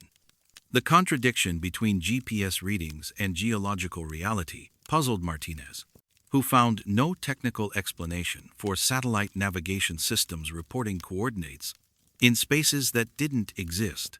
The GPS readings were indicating precise three-dimensional positions in areas where our geological surveys showed solid rock, Martinez explained in her 2005 research report. The satellite navigation systems were calculating coordinates in space that was physically occupied by granite formations. It wasn't equipment error. The GPS systems were functioning normally, but reporting impossible locations. Local hiking groups began documenting similar GPS anomalies throughout the 2005 hiking season, establishing that the phenomenon occurred consistently along specific sections of the Apache Trail. The affected trail segments corresponded to historical descriptions of landmarks mentioned in Lost Dutchman's mine accounts, including distinctive rock formations and seasonal water sources identified in Jacob Waltz's testimony. Bill Morrison, a retired surveyor who spent 20 years hiking the Superstition Mountains, maintained detailed logs of GPS anomalies he encountered between 2006 and 2010. Morrison's records showed that GPS errors occurred at 12 distinct locations along the Apache Trail, always involving impossible underground or elevated coordinates that placed hikers in spaces occupied by solid rock. The GPS errors weren't random, Morrison noted in a 2011 interview. They happened at specific trail coordinates that matched historical descriptions of the Lost Dutchman's mine area. Modern satellite navigation was identifying locations that 19th century prospectors claimed contained underground workings, but our geological surveys showed nothing but solid granite. Dr. Robert Kim, a GPS technology specialist from the University of Arizona, analyzed the technical aspects of the Apache Trail navigation anomalies in 2007. Kim's investigation found that the GPS errors weren't caused by satellite signal interference, atmospheric disturbances, or equipment malfunctions. The navigation systems were receiving accurate satellite signals and performing proper calculations, but the resulting coordinates corresponded to impossible physical locations. Kim discovered that the GPS anomalies followed predictable patterns related to specific trail coordinates rather than environmental conditions. Hikers carrying GPS devices experienced identical navigation errors when they reached certain trail positions, regardless of weather, time of day, or satellite constellation configurations. The consistency suggested that something about the geographic locations themselves was affecting GPS coordinate calculations. The GPS systems were working perfectly, Kim reported. They were receiving strong satellite signals, calculating positions accurately, and displaying coordinates with normal precision. The problem was that the coordinates they calculated placed users in locations that couldn't physically exist. The mathematics were correct, but the results were impossible. Advanced GPS units equipped with differential correction capabilities showed the same anomalies as basic consumer devices, ruling out accuracy limitations as the source of the impossible readings. Military-grade GPS systems used by search and rescue teams experienced identical coordinate errors in the affected areas, suggesting that the phenomenon affected all satellite navigation technology, regardless of sophistication or intended use. The National Forest Service became aware of the GPS anomalies in 2008, when search and rescue operations in the Superstition Mountains began experiencing navigation difficulties. Rescue teams reported GPS coordinates that placed missing hikers in impossible underground locations, complicating search efforts and raising questions about the reliability of electronic navigation in the wilderness area. Forest Service personnel conducted a comprehensive study of GPS accuracy throughout the Apache Trail system in 2009, using surveyor-grade equipment to establish precise coordinate references for comparison with satellite navigation readings. The study confirmed systematic GPS errors in areas corresponding to historical Lost Dutchman's Mine locations, with measured coordinate deviations of up to 600 feet in vertical elevation. The Forest Service classified their GPS study results and recommended that hikers in the Superstition Mountains carry traditional compass and map navigation backup systems due to electronic navigation reliability issues in certain Parton terrain conditions. No specific explanation for the GPS anomalies appeared in public reports, though internal documents referenced ongoing investigation of satellite navigation interference sources.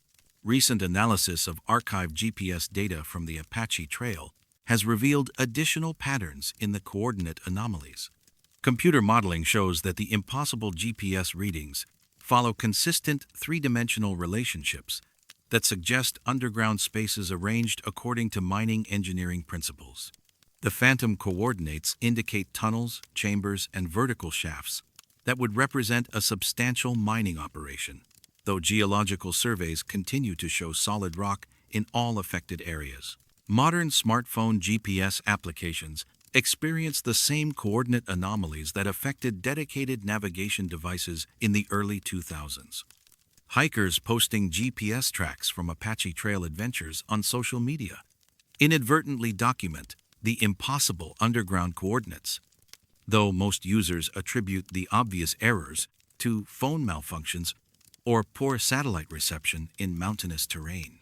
Geological surveys using the latest ground-penetrating radar and seismic imaging technology continue to show solid granite formations where GPS systems indicate underground spaces. The contradiction between satellite navigation readings and geological reality remains unexplained, with coordinates that place modern hikers in mining tunnels that exist only in historical accounts of a gold mine that was never definitively located. The Apache Trail continues to challenge hikers with its rugged terrain and unpredictable weather, just as it challenged Apache warriors and Spanish missionaries centuries ago. Along specific sections of the ancient path, GPS devices still guide travelers to coordinates that exist only in the testimonies of 19th century prospectors, placing them underground in spaces carved by miners who may never have existed, following satellite signals that lead to a lost mine that remains lost even when modern technology insists it has been found.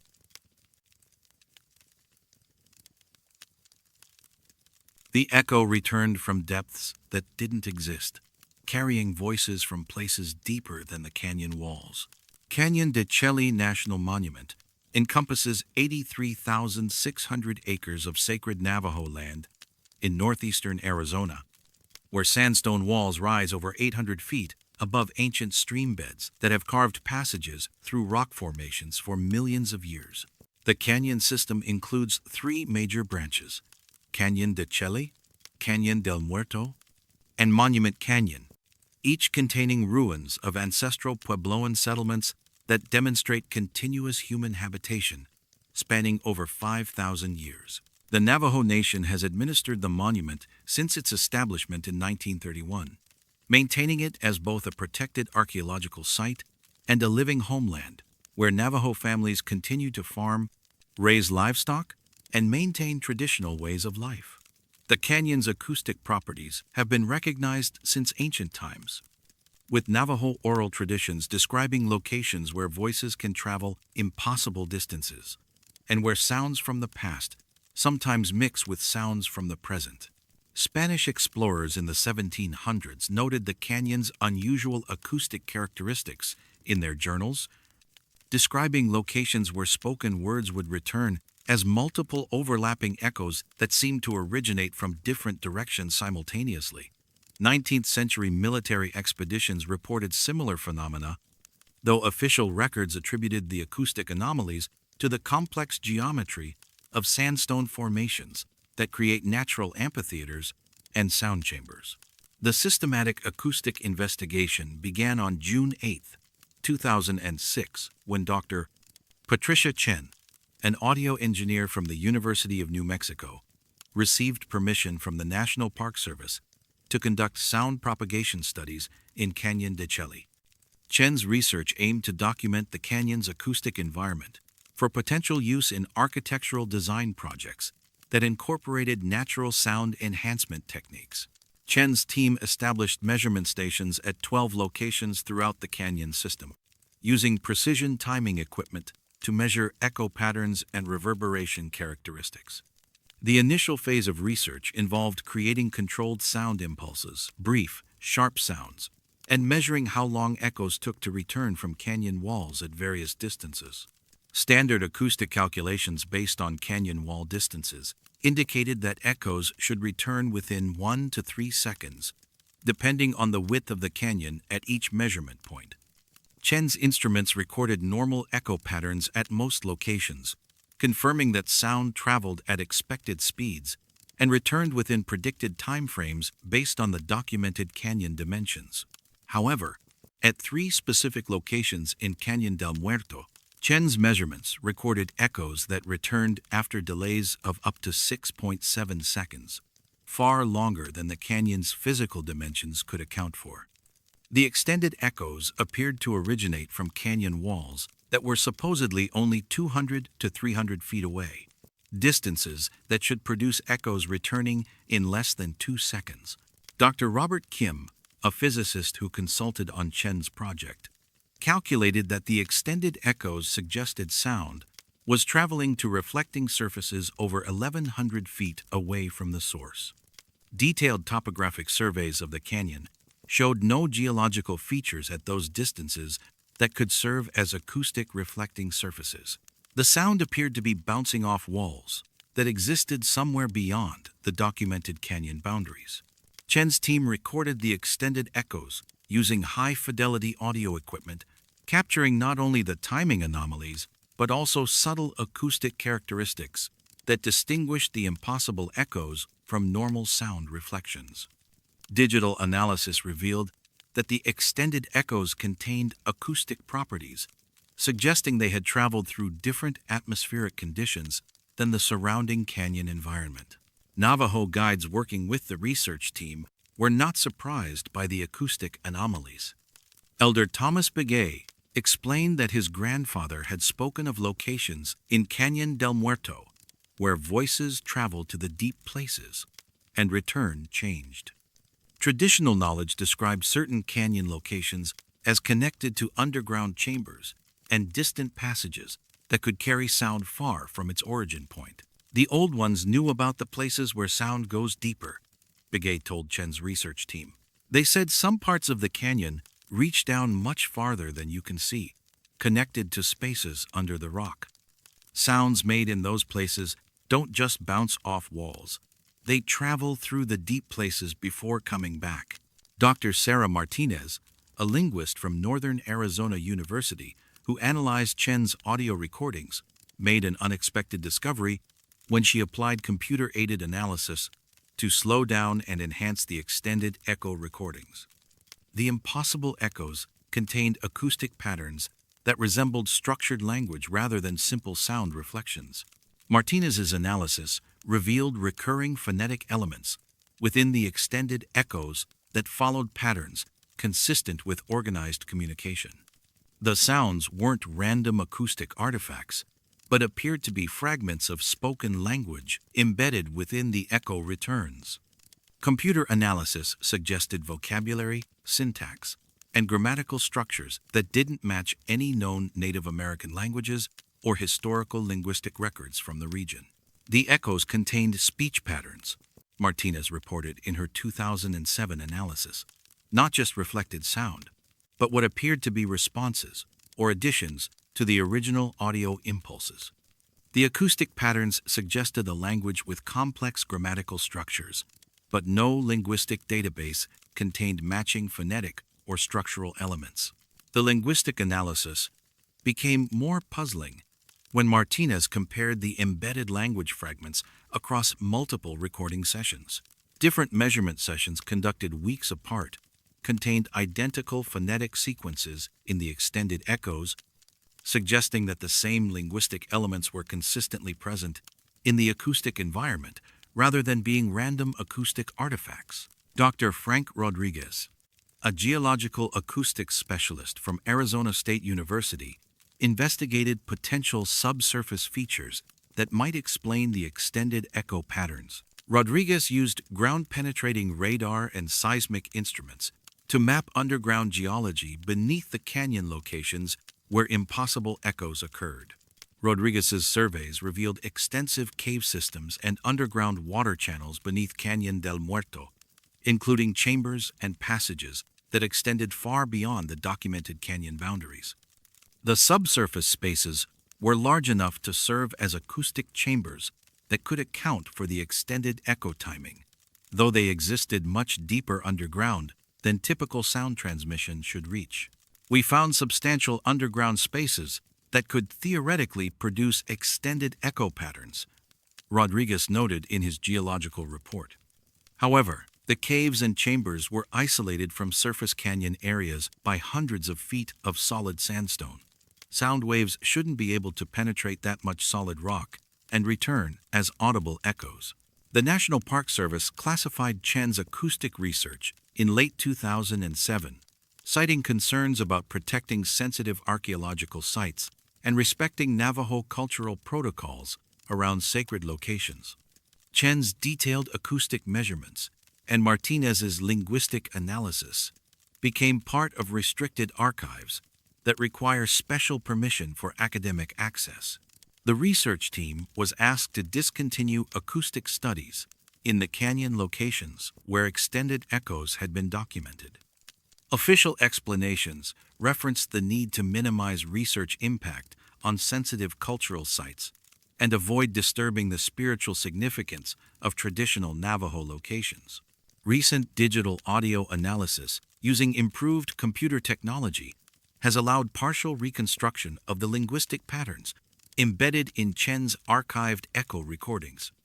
Advanced pattern recognition algorithms have identified over 40 distinct phonetic elements that appear repeatedly across different recording sessions, suggesting a vocabulary of at least several hundred words in the unknown language.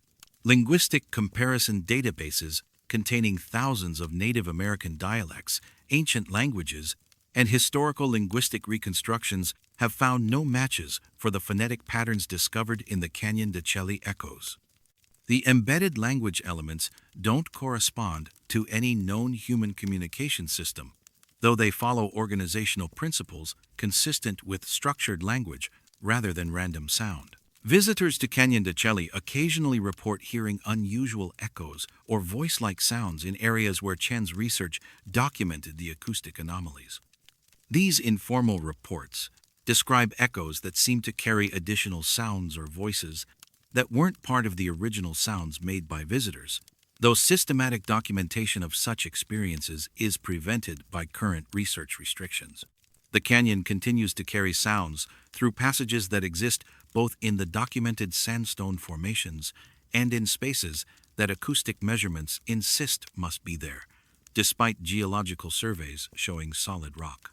Echoes return from depths that extend far below the canyon floor, carrying fragments of a language that speaks from chambers carved by water and time into places where voices travel deeper than the walls suggest, returning changed by their journey through spaces that connect the documented canyon to underground distances, where sound moves according to different rules than the ones that govern the world above ground. The trees died millions of years apart, but their rings tell the same story of seasons that haven't happened yet. Petrified Forest National Park encompasses 93,533 acres of high desert badlands in northeastern Arizona, where ancient forests turned to stone over 200 million years ago during the late Triassic period. The park contains one of the world's largest concentrations of petrified wood, created when fallen trees were buried in sediment and gradually replaced by silica-rich groundwater that preserved their cellular structure in colorful crystalline detail.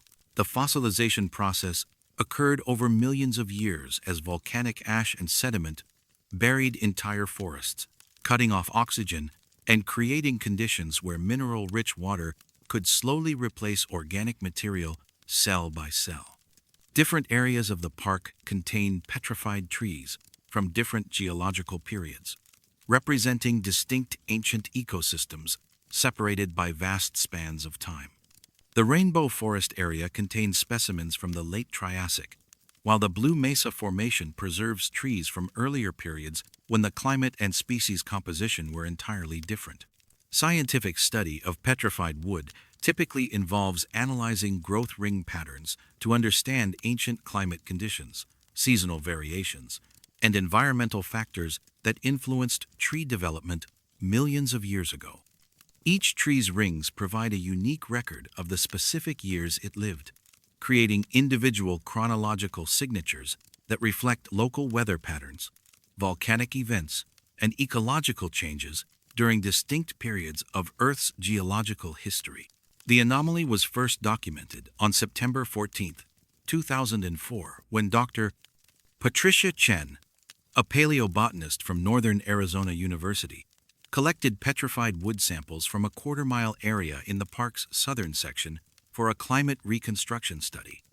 Chen's research aimed to analyze ring patterns in ancient trees to understand temperature and precipitation cycles during the late Triassic period. Chen's initial analysis of 12 petrified specimens revealed identical ring patterns across samples that represented different tree species from different geological periods. The specimens included both coniferous and deciduous trees that, according to stratigraphic dating, had lived during different epochs separated by over 10 million years. Despite the vast temporal separation, every sample showed the same sequence of wide and narrow growth rings representing identical patterns of favorable and unfavorable growing seasons. The ring pattern consistency extended to minute details that should have been unique to individual trees and specific years. Growth anomalies, seasonal variations, and environmental stress indicators appeared in identical positions across all samples, suggesting that different trees living millions of years apart had experienced precisely the same sequence of environmental conditions year by year throughout their lifespans. Dr. Robert Kim, a dendrochronologist from the University of Arizona, who specialized in ancient wood analysis, examined Chen's samples using high-resolution imaging and computer-aided pattern recognition. Kim confirmed that the ring patterns were not just similar, but mathematically identical, matching in measurements down to fractions of millimeters across samples from different geological formations. "I've analyzed thousands of petrified wood specimens over 20 years, Kim noted in his 2005 report. Every tree, even trees of the same species growing in the same forest, shows unique ring patterns that reflect individual growing conditions and genetic variations. Finding identical patterns across different species from different geological periods violates every principle of dendrochronology and forest ecology." Carbon dating analysis of the anomalous samples produced results that defied conventional understanding of geological time. rather than showing ages consistent with late Triassic formations. The carbon dating indicated that the petrified wood samples were much younger than their geological context suggested, but not younger in ways that made sense within known timescales. Dr. Sarah Martinez, a geochronologist from Arizona State University, who conducted the carbon dating analysis, found that all 12 samples consistently dated to periods in Earth's future. The radiocarbon measurements indicated formation dates between 2089 and 2157, placing the petrified trees roughly 100 to 200 years in the future from the time of analysis. The carbon dating results were technically perfect, Martinez explained in her laboratory report. The measurements were precise, the equipment was functioning normally, and we ran multiple tests on different portions of each sample. Every analysis produced the same impossible results. These petrified wood samples appear to be younger than the present day. Local Navajo guides who worked in the park expressed familiarity with unusual properties of petrified wood from the affected area. Elder Joseph Begay mentioned that his grandfather had described certain sections of the park as places where tree spirits remember futures instead of pasts, though traditional protocols discouraged detailed discussion of such phenomena with outside researchers. Dr. Frank Rodriguez, a geology professor from New Mexico State University, investigated the stratigraphic context of the anomalous petrified wood samples to determine whether geological processes might explain the dating inconsistencies. Rodriguez's field study confirmed that the samples had been collected from appropriate late Triassic formations with normal geological characteristics and no evidence of recent contamination or mineral replacement. Rodriguez found that the petrified wood specimens were fully integrated into their geological matrix, showing normal relationships with surrounding sedimentary layers and fossil assemblages consistent with late Triassic age. The samples exhibited typical petrification characteristics, including complete silica replacement of organic material and mineral colorations, consistent with ancient groundwater chemistry. The geological context was completely normal, Rodriguez reported. These specimens were definitely part of late Triassic formations, buried and petrified through standard geological processes over millions of years. But the carbon dating results suggested they somehow formed in Earth's future, which is physically impossible according to our understanding of time and geological processes. The National Park Service restricted access to the quarter-mile area where the anomalous samples had been collected, citing concerns about protecting sensitive paleontological resources and preventing unauthorized specimen collection. Park officials established the restriction in early 2006, roughly 18 months after Chen's initial discovery of the identical ring patterns. Additional paleontological research in the affected area was suspended pending completion of what park administrators described as comprehensive geological assessment and resource protection planning. No timeline was provided for completing the assessment or reopening the area to scientific study, and subsequent requests for research permits in the location were denied without detailed explanation. Dr. Chen's research data and physical specimens were transferred to Federal Geological Archives in 2007 under provisions typically used for materials relevant to national security or classified scientific investigations. Chen received reassignment to a teaching position at a different university, and her graduate students working on the Petrified Forest project were directed to other research topics. Recent advances in radiocarbon dating technology have allowed retrospective analysis of archived material from Chen's original samples, though access to the specimens requires special federal clearance and approval from multiple agencies. The enhanced dating methods continue to produce future dates for the petrified wood, with some measurements now extending the apparent formation dates to 2312. Computer analysis of the identical ring patterns has revealed mathematical relationships, suggesting the patterns represent not random climate variations, but structured sequences that follow predictable algorithms. The ring width variations correspond to mathematical progressions that appear designed rather than naturally occurring, though the purpose or meaning of the encoded information remains undetermined. Geological surveys using ground-penetrating radar have identified subsurface anomalies in the restricted area that suggest the presence of additional petrified wood deposits with similar characteristics to Chen's original samples. However, excavation of these deposits is prohibited under current park management policies, preventing verification of whether the ring pattern anomalies extend to specimens that remain buried. The quarter-mile section of Petrified Forest National Park remains closed to scientific research, surrounded by barriers that protect trees turned to stone millions of years ago, but somehow containing growth records of decades that haven't occurred yet.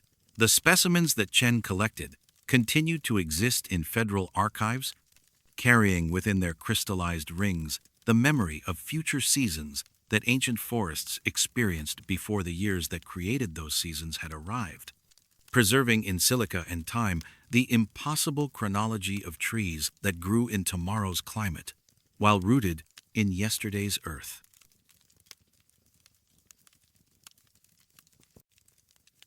The voices spoke from graves that had been silent for over a century, conducting trials that never appeared in any courthouse record.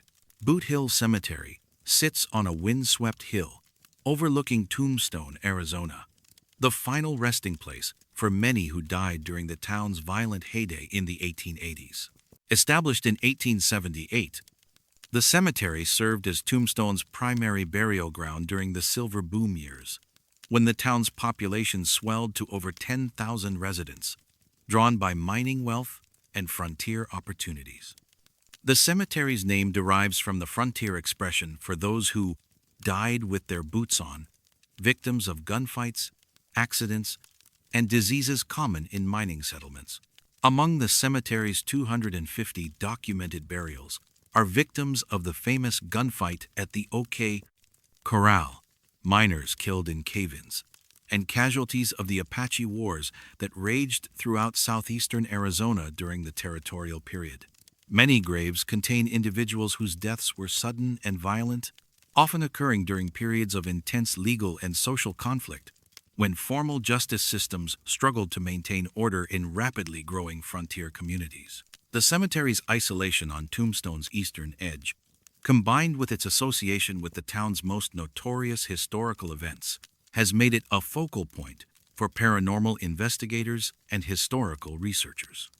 However, the site's significance extends beyond its famous residents. It represents a concentrated collection of individuals who died during one of the most legally chaotic periods in Arizona territorial history, when disputes were often resolved outside formal court systems. The anomaly was first documented on October 26, 2007, exactly 126 years after the gunfight at the OK Corral. Dr. Patricia Chen, a forensic audio specialist from the University of Arizona, was conducting a historical acoustics study in Boot Hill Cemetery as part of research into 19th-century frontier soundscapes and their preservation in historical locations. Chen placed high-sensitivity digital recording equipment at 5 grave sites, including those of Tom McLaury and Frank McLaury, 2 of the men killed in the famous 1881 gunfight. The equipment was designed to capture ambient sound characteristics that might preserve echoes of historical events through acoustic archaeological techniques that Chen had developed for studying sound propagation in historically significant locations. When Chen reviewed the recordings the following morning, she discovered that 4 of the 5 devices had captured what appeared to be human voices engaged in formal legal proceedings. The recordings, lasting between 20 and 45 minutes each, contained structured dialogue, consistent with courtroom proceedings, complete with opening statements, witness testimony, cross-examination, and judicial rulings. The audio quality was remarkably clear, despite being recorded in an outdoor cemetery environment. The voices showed characteristics consistent with 19th-century speech patterns, including vocabulary, pronunciation, and grammatical structures that differed noticeably from contemporary American English. Digital analysis suggested that the recordings captured multiple speakers, engaged in organized legal proceedings rather than casual conversation or random ambient sound. Dr. Robert Kim, a historical linguist from Northern Arizona University who analyzed Chen's recordings, identified speech patterns and legal terminology consistent with Arizona territorial court procedures from the 1880s. The recordings contained references to territorial laws, mining claims, and jurisdictional disputes that matched historical legal issues from Tombstone's silver boom period. The language patterns were authentic, Kim noted in his 2008 analysis. The speakers used legal terminology and procedural language that was specific to Arizona territorial courts during the 1880s. The vocabulary, syntax, and formal structures matched historical court records from that period, but the specific cases being discussed didn't appear in any existing legal archives. More puzzling was Kim's identification of voices that appeared to match historical figures buried in the cemetery. Comparison with archived recordings of speeches and interviews from the late 1800s suggested that several of the speakers in Chen's recordings resembled known historical personalities, including individuals who had been dead for over a century. Local historians familiar with Tombstone's legal history were unable to locate court records corresponding to the cases discussed in the cemetery recordings. The proceedings described mining disputes, property conflicts, and criminal cases that would have required formal documentation in territorial court systems, but no matching legal files existed in historical archives or government repositories. Margaret Santos, a Tombstone Historical Society researcher who maintained extensive archives of territorial court records, found that the legal cases described in the recordings involved real historical figures and actual mining claims, but the specific proceedings had never been documented in official court records. The cases were discussing real people, real properties, and real legal disputes from the 1880s, Santos explained in a 2009 interview. But we have no record of these particular court sessions ever taking place. The participants were historically accurate, the legal issues were authentic, but the trials themselves appeared to be proceedings that somehow occurred outside the documented court system. Chen conducted follow-up recording sessions throughout 2008, documenting the specific atmospheric conditions when the voice recordings occurred. She discovered that the cemetery recordings only captured legal proceedings on nights when barometric pressure, humidity, and temperature matched historical weather data from dates when specific individuals buried in the cemetery had died. Weather records from the 1880s, archived by the National Weather Service, allowed Chen to predict when recording conditions would produce the voice phenomena. The atmospheric correlations where precise recordings occurred only when current weather conditions matched historical weather on the exact dates of death for individuals buried in the graves where recording equipment was placed. Dr. Sarah Martinez, an atmospheric physicist from Arizona State University, investigated the correlation between weather conditions and the audio phenomena. Martinez found no scientific explanation for how atmospheric pressure could influence the reproduction of historical sound recordings, though she confirmed that Chen's weather correlations were mathematically precise. The weather matching was statistically impossible to occur by coincidence, Martinez reported. The atmospheric conditions had to match historical weather data within very narrow parameters. Barometric pressure within 1/10 of an inch. Temperature within 2 degrees Fahrenheit, humidity within 5%. When conditions matched exactly, the recordings occurred. When conditions were even slightly different, no voices were captured. The University of Arizona classified Chen's research in March 2009 after her findings attracted attention from federal agencies interested in potential applications of forensic audio technology. Chen's recording equipment was confiscated under provisions related to sensitive historical research, and her access to Boot Hill Cemetery for research purposes was terminated.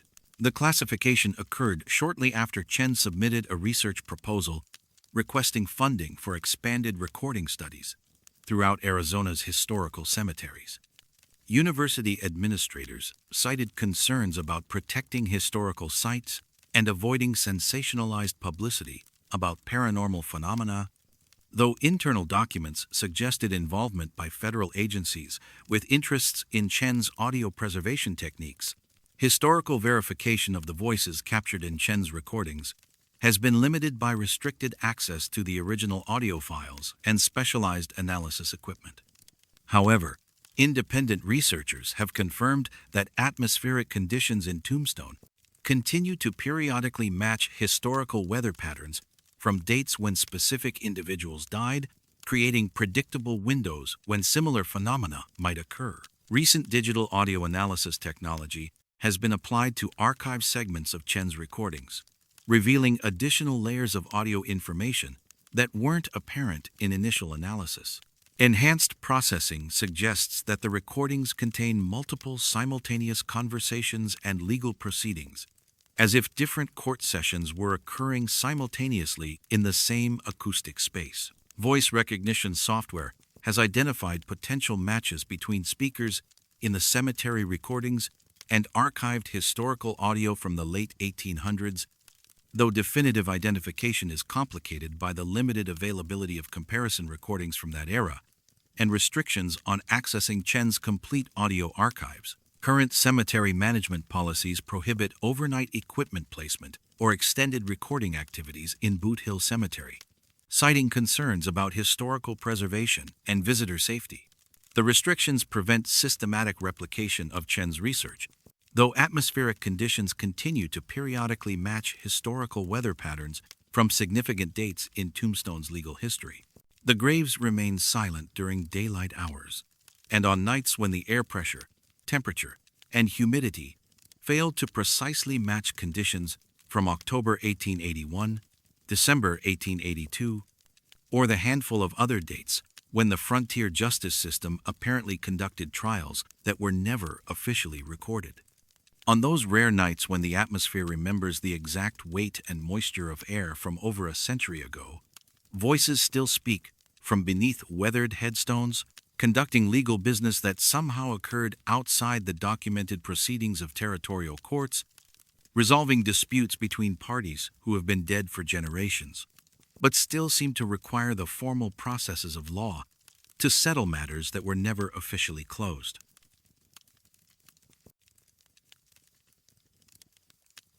The phone calls came from numbers that had never been assigned to anyone, directing hikers to places that shouldn't exist.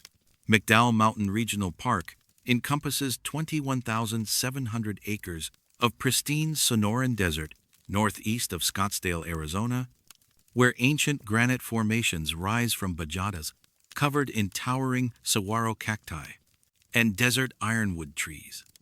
The park was established in 1974 to preserve one of the most ecologically diverse desert environments in the Phoenix metropolitan area, featuring over 50 miles of hiking trails that wind through landscapes largely unchanged since before European settlement. The McDowell Mountains themselves formed over 25 million years ago through volcanic activity and tectonic uplift, creating the distinctive granite peaks and boulder fields that define the park's rugged terrain.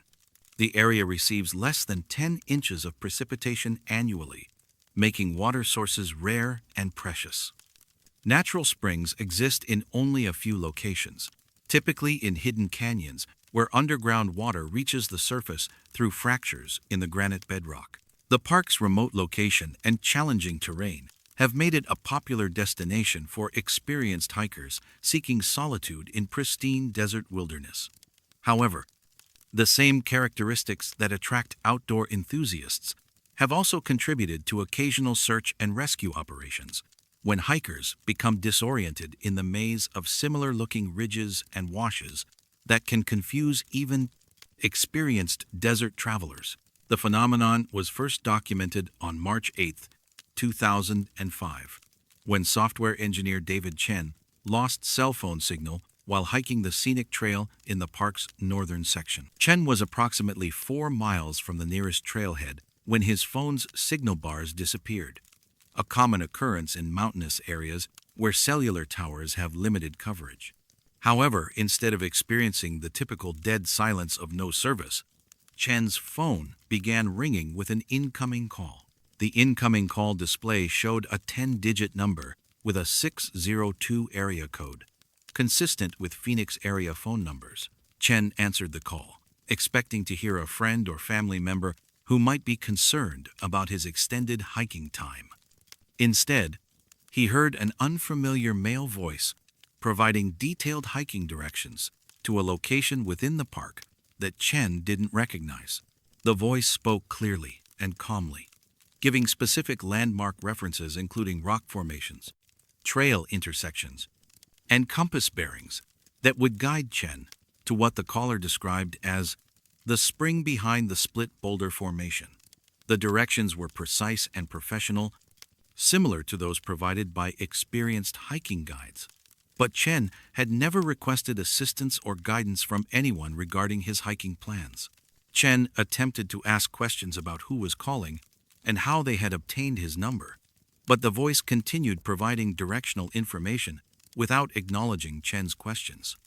The call lasted approximately 3 minutes before ending abruptly, leaving Chen with a complete set of directions to a location he had never heard of despite years of hiking throughout the McDowell Mountains. Dr. Patricia Martinez, a telecommunications engineer from Arizona State University who studied cell phone coverage patterns in remote areas, investigated Chen's report in 2006. Martinez brought specialized equipment to measure cellular signal strength and identify potential sources of interference that might explain unusual phone behavior in the park's northern section. Martinez's signal strength measurements confirmed that cellular coverage was minimal or non-existent in the area where Chen had received the mysterious call. The nearest cell towers were over 8 miles away, with multiple granite ridges blocking direct signal paths. Standard cellular technology should not have allowed Chen's phone to receive or maintain a clear connection under those conditions. More puzzling was Martinez's investigation of the phone number that had called Chen. Telecommunications records showed that the number had never been assigned to any cellular or landline customer by any service provider. The number existed within the valid range for Phoenix area phone numbers, but had remained unassigned since the creation of the 602 area code in 1947. The number was technically valid, but had never been issued, Martinez explained in her 2007 technical report. It was like receiving a call from a social security number that was never assigned to a person. The number could theoretically exist, but no telecommunications company had ever activated service for that specific number. Local park rangers documented similar reports throughout 2006 and 2007 from hikers who experienced cell phone calls in the same general area where Chen had received his mysterious directions. The reports showed consistent patterns. Hikers would lose normal cellular service, but then receive incoming calls from unassigned numbers, providing detailed directions to specific locations within the park. Ranger William Santos maintained detailed logs of the unusual phone call reports, noting that the callers consistently provided directions to areas of the park that contained no documented features, trails, or landmarks. The locations described in the phone call directions were typically remote sections of desert where no official trails existed and no water sources had been mapped by park surveys. The directions were always very specific, Santos noted in a 2008 interview. Rock formations, distances, compass headings, but they led to places that we'd never identified in our park surveys. When hikers followed the directions, they'd find themselves in areas that looked like any other section of desert. Nothing special, no water sources, no unusual geological features. Dr. Robert Kim, a geologist from the University of Arizona, investigated several locations within the park that corresponded to directions provided during the mysterious phone calls. Kim's field surveys found no unusual geological formations, water sources, or human activity in areas where the phone call directions had guided hikers. However, Kim discovered evidence of recent ground disturbance in multiple locations that matched coordinates provided in the phone call directions. The disturbances consisted of areas where desert soil appeared to have been recently excavated and then carefully restored to appear natural. Soil samples showed mixing patterns consistent with deliberate digging and refilling, rather than natural erosion or animal activity. Someone had been digging in these locations, Kim reported in his geological survey. The soil layers showed clear evidence of excavation and backfilling within the past few months. But we found no explanation for what might have been buried or removed, and no evidence of who might have been conducting excavation activities in remote sections of the park. Hikers who followed directions provided in the mysterious phone calls consistently reported encountering the scent of recent rainfall in areas where no precipitation had occurred for months. Weather records confirmed that the affected sections of the park had received no measurable rainfall for over 6 months prior to the hiking incidents. Yet multiple visitors described the distinctive smell of wet desert soil in locations corresponding to the phone call directions. The scent anomaly was particularly puzzling because the smell of rain on desert soil, known as petrichor, results from specific chemical reactions that occur when water contacts dry earth and vegetation. The phenomenon requires actual moisture, making it impossible to occur in areas that had remained completely dry for extended periods. Sarah Chen, no relation to David Chen, documented her experience with the mysterious phone calls during a solo hike in January 2008. Chen received directions to a location approximately 2 miles off established trails, where she found an area of disturbed soil that smelled strongly of recent rain despite clear skies and bone-dry conditions throughout the region. The smell was unmistakable, Chen reported. Anyone who's lived in the desert knows the smell of rain on dry ground, but it hadn't rained in months, and there was no visible moisture anywhere. The scent was strongest right over areas where the soil looked like it had been recently disturbed and then smoothed over. The Maricopa County Sheriff's Department initiated an investigation in 2009 after accumulating multiple reports of unusual phone calls directing hikers to locations with evidence of unauthorized excavation activities. The investigation aimed to determine whether the phone calls were connected to illegal activities such as artifact hunting, drug smuggling, or other criminal operations in the remote desert park. Sheriff's Department investigators found no evidence of criminal activity in the locations identified through the mysterious phone call directions. Ground-penetrating radar surveys detected no buried objects, cached materials, or structural remains that might explain the excavation evidence. The investigation concluded that the soil disturbances were not connected to any identifiable illegal activity, though no alternative explanation was provided for their presence. The investigation's technical analysis of the phone call reports confirmed that the numbers used for contacting hikers remained unassigned by all telecommunications providers. Federal Communications Commission records showed no history of the numbers being used for any legitimate or illegal communication activities, despite multiple documented instances of calls originating from these numbers. Cell phone service providers cooperated with the investigation by analyzing network logs for any record of calls being placed from the unassigned numbers.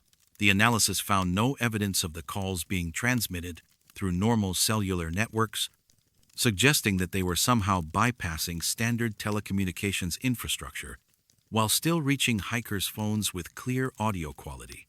Recent advances in cell phone technology have eliminated many of the dead zones that existed in McDowell Mountain Regional Park during the 2005 to 2009 period, when the mysterious calls were documented. Improved cellular coverage has reduced reports of unusual phone call incidents. Though park rangers occasionally receive reports from hikers who describe receiving calls with directions to locations where they later find disturbed soil and the impossible scent of rain. The unassigned phone numbers that generated the mysterious calls remain inactive in telecommunications databases, never having been issued to any customers despite their use in documented phone calls to hikers over a 4-year period. The numbers exist in federal telecommunications records as a footnote to an investigation that found evidence of their use, but no explanation for how calls could originate from numbers that were never assigned to any person or device. The desert continues to preserve its secrets in soil that bears evidence of excavation by unknown hands, in locations identified by voices that speak through phones from numbers that belong to no one, providing directions to places where the earth remembers moisture that never fell and holds the scent of rain that exists only in the memory of ground that was disturbed by purposes that remain as unmarked as the numbers that called to opened. Reveal them.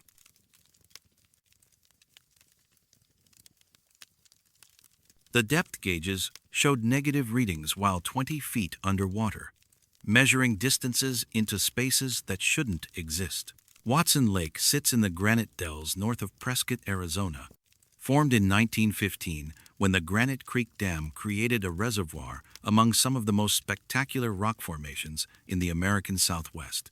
The lake covers approximately 125 acres, nestled between towering granite boulders that were sculpted by millions of years of erosion into rounded, balanced formations that create a landscape unlike anywhere else in Arizona. The granite dells themselves formed over 1 billion years ago, making them among the oldest exposed rock formations in North America. The unique weathering patterns created deep crevices, hidden alcoves, and underwater caverns that extend far beneath the lake's surface. Watson Lake's maximum documented depth reaches 90 feet near the dam, with numerous underwater ledges, drop-offs, and boulder fields that create a complex, three-dimensional environment popular with recreational divers. The lake's clear water and relatively stable year-round temperatures have made it a training destination for scuba diving certification programs and underwater photography enthusiasts. The submerged granite formations provide dramatic backdrops for underwater images, while the lake's ecosystem supports populations of bass, bluegill, and other freshwater species that adapt well to the reservoir environment. The anomaly was first documented on July 22, 2006, when certified dive instructor Michael Chen was conducting a training session with advanced open water students near the lake's eastern shore. Chen was demonstrating navigation techniques using underwater compasses and depth gauges when his digital depth meter began showing readings that contradicted his obvious underwater position. At approximately 25 feet below the surface, Chen's depth gauge displayed -4 feet, indicating that he was somehow 4 feet above water level despite being clearly submerged with 40 feet of water above his head. Chen initially attributed the reading to equipment malfunction, but the gauge continued showing impossible measurements throughout the remainder of the dive, displaying negative depths ranging from 2 to 15 feet below zero. Chen's students, equipped with similar digital depth meters, experienced identical gauge malfunctions in the same underwater location. The synchronized equipment failures affected 5 different depth meters from 3 different manufacturers, ruling out individual device problems or battery issues. All gauges functioned normally when the divers moved to other areas of the lake, returning to accurate depth readings within 50 feet of the anomalous zone. The impossible depth readings occurred in an area where underwater photography revealed granite formations that didn't correspond to any known geological features in Watson Lake. Chen's underwater camera captured images of carved passages, geometric alcoves, and precisely cut stone channels that appeared to be artificial construction rather than natural erosion patterns. Dr. Patricia Martinez, a geology professor from Northern Arizona University who specialized in granite formation studies, analyzed Chen's underwater photographs in 2007. Martinez found that the documented rock formations showed characteristics inconsistent with natural weathering processes or the known geological history of the granite dells. The formations were too precise, too geometric, Martinez noted in her analysis. Natural granite erosion creates rounded surfaces, gradual transitions, and irregular patterns. These underwater features showed right angles, parallel channels, and architectural precision that suggested deliberate construction rather than geological processes. Martinez's analysis was complicated by the fact that pre-construction surveys of the Watson Lake area from 1914 showed no corresponding features in the locations where Chen had photographed the anomalous formations. Historical records indicated that the granite terrain had been thoroughly mapped before the dam construction, with no documentation of artificial stonework or unusual geological features. Local diving instructors began documenting similar depth gauge anomalies throughout 2007 and 2008, establishing that the phenomenon occurred consistently in specific underwater locations throughout Watson Lake. The affected areas showed no pattern related to depth, water temperature, or proximity to the shoreline, but consistently produced impossible depth readings on standard diving equipment. William Santos, a dive shop owner in Prescott, who had been conducting diving operations at Watson Lake for over 15 years, maintained detailed logs of depth gauge anomalies reported by customers and instructors. Santos found that the impossible readings occurred at 12 distinct underwater locations, each associated with granite formations that didn't appear in historical geological surveys. Experienced divers know their equipment, Santos explained in a 2009 interview. When depth gauges start reading negative numbers while you're clearly underwater, something unusual is happening. The equipment was working perfectly, it was just measuring depths in places where the measurements didn't make sense, according to known lake topography. Dr. Robert Kim, a marine biologist from Arizona State University, investigated reports that fish behavior in Watson Lake differed from typical freshwater species patterns. Kim's underwater observations documented fish exhibiting schooling behaviors, feeding patterns, and territorial arrangements that were characteristic of marine environments rather than freshwater lake ecosystems. Kim found populations of bass and bluegill displaying synchronized swimming patterns typically seen in saltwater species, complex territorial hierarchies that required larger spaces than Watson Lake provided, and feeding behaviors adapted to environments with tidal cycles despite the lake's static water levels. The fish were behaving as if they were living in a much larger, more complex aquatic environment, Kim reported. Their territorial ranges extended beyond the physical boundaries of the lake. Their feeding patterns suggested access to food sources that don't exist in Watson Lake, and their social behaviors indicated population densities that would be impossible in the lake's documented volume. Underwater acoustic measurements conducted by Dr. Sarah Rodriguez, a limnologist from the University of Arizona, revealed sound propagation patterns in Watson Lake that contradicted the documented underwater topography. Sonar readings suggested the presence of large underwater chambers and extensive cave systems that extended far beyond the lake's known boundaries. Rodriguez's acoustic mapping indicated underwater spaces that would place cave systems beneath surrounding granite hills and extend under dry land areas where geological surveys showed solid rock.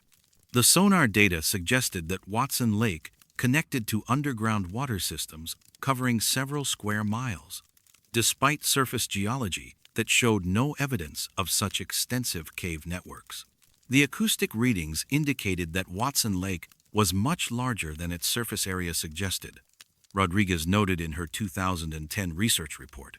Sound was echoing off underwater surfaces that shouldn't exist according to geological surveys, and the echo timing suggested vast underwater spaces extending far beyond the documented lake boundaries.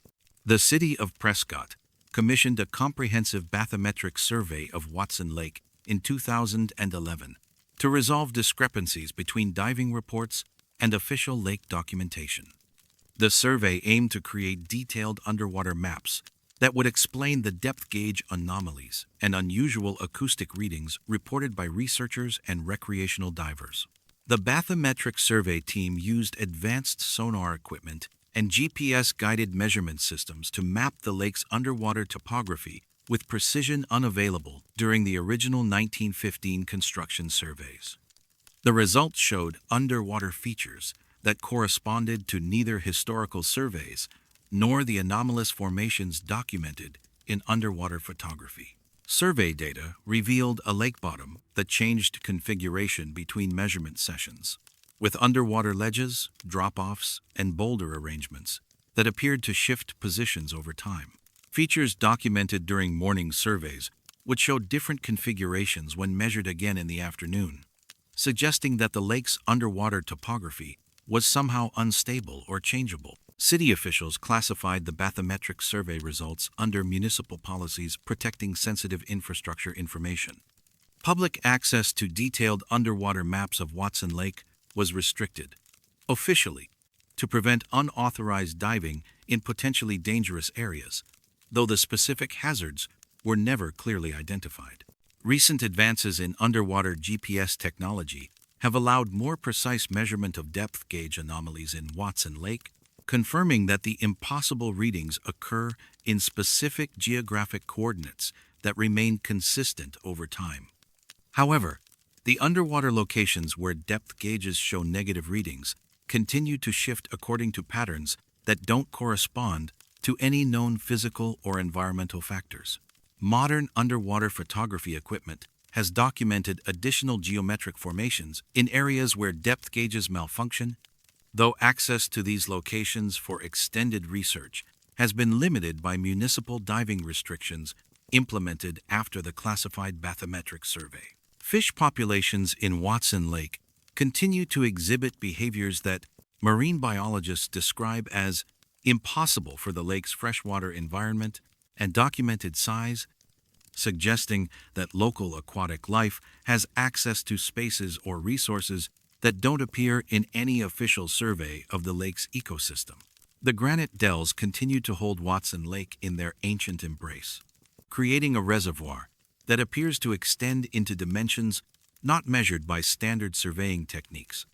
Depth gauges still read impossible numbers in spaces where granite formations suggest architectural precision that predates any known construction in the area. While fish swim in territories that extend beyond the lake's documented boundaries into waters that exist only in the calculations of instruments that measure depths into places where the granite remembers different ways of holding water than the ones that appear on municipal maps.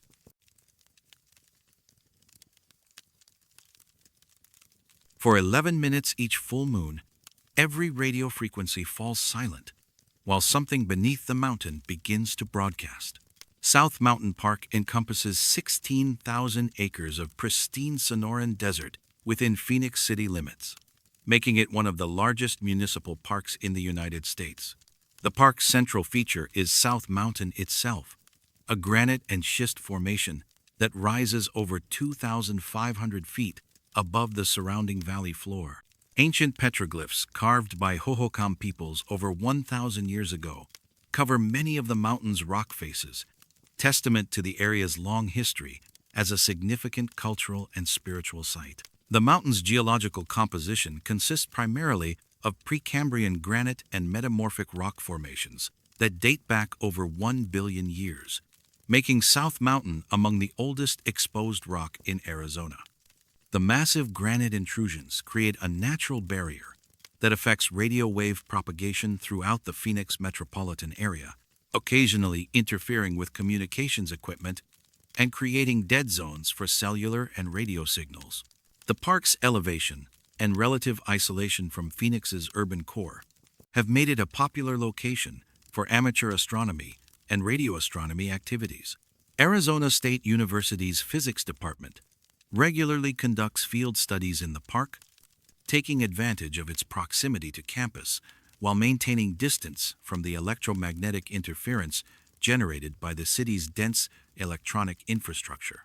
The anomaly was first documented on September 13, 2008, during a full moon observation session conducted by graduate student Michael Chen and his radio astronomy research team.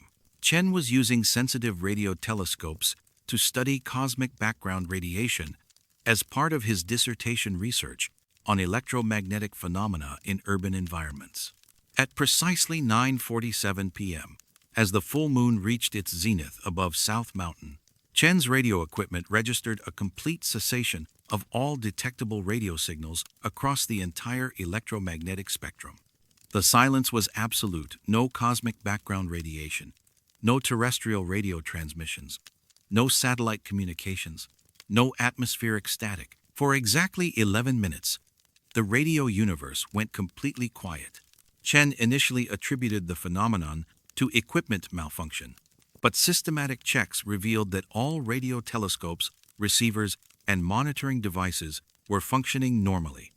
The equipment was detecting the complete absence of radio signals, rather than experiencing technical failure.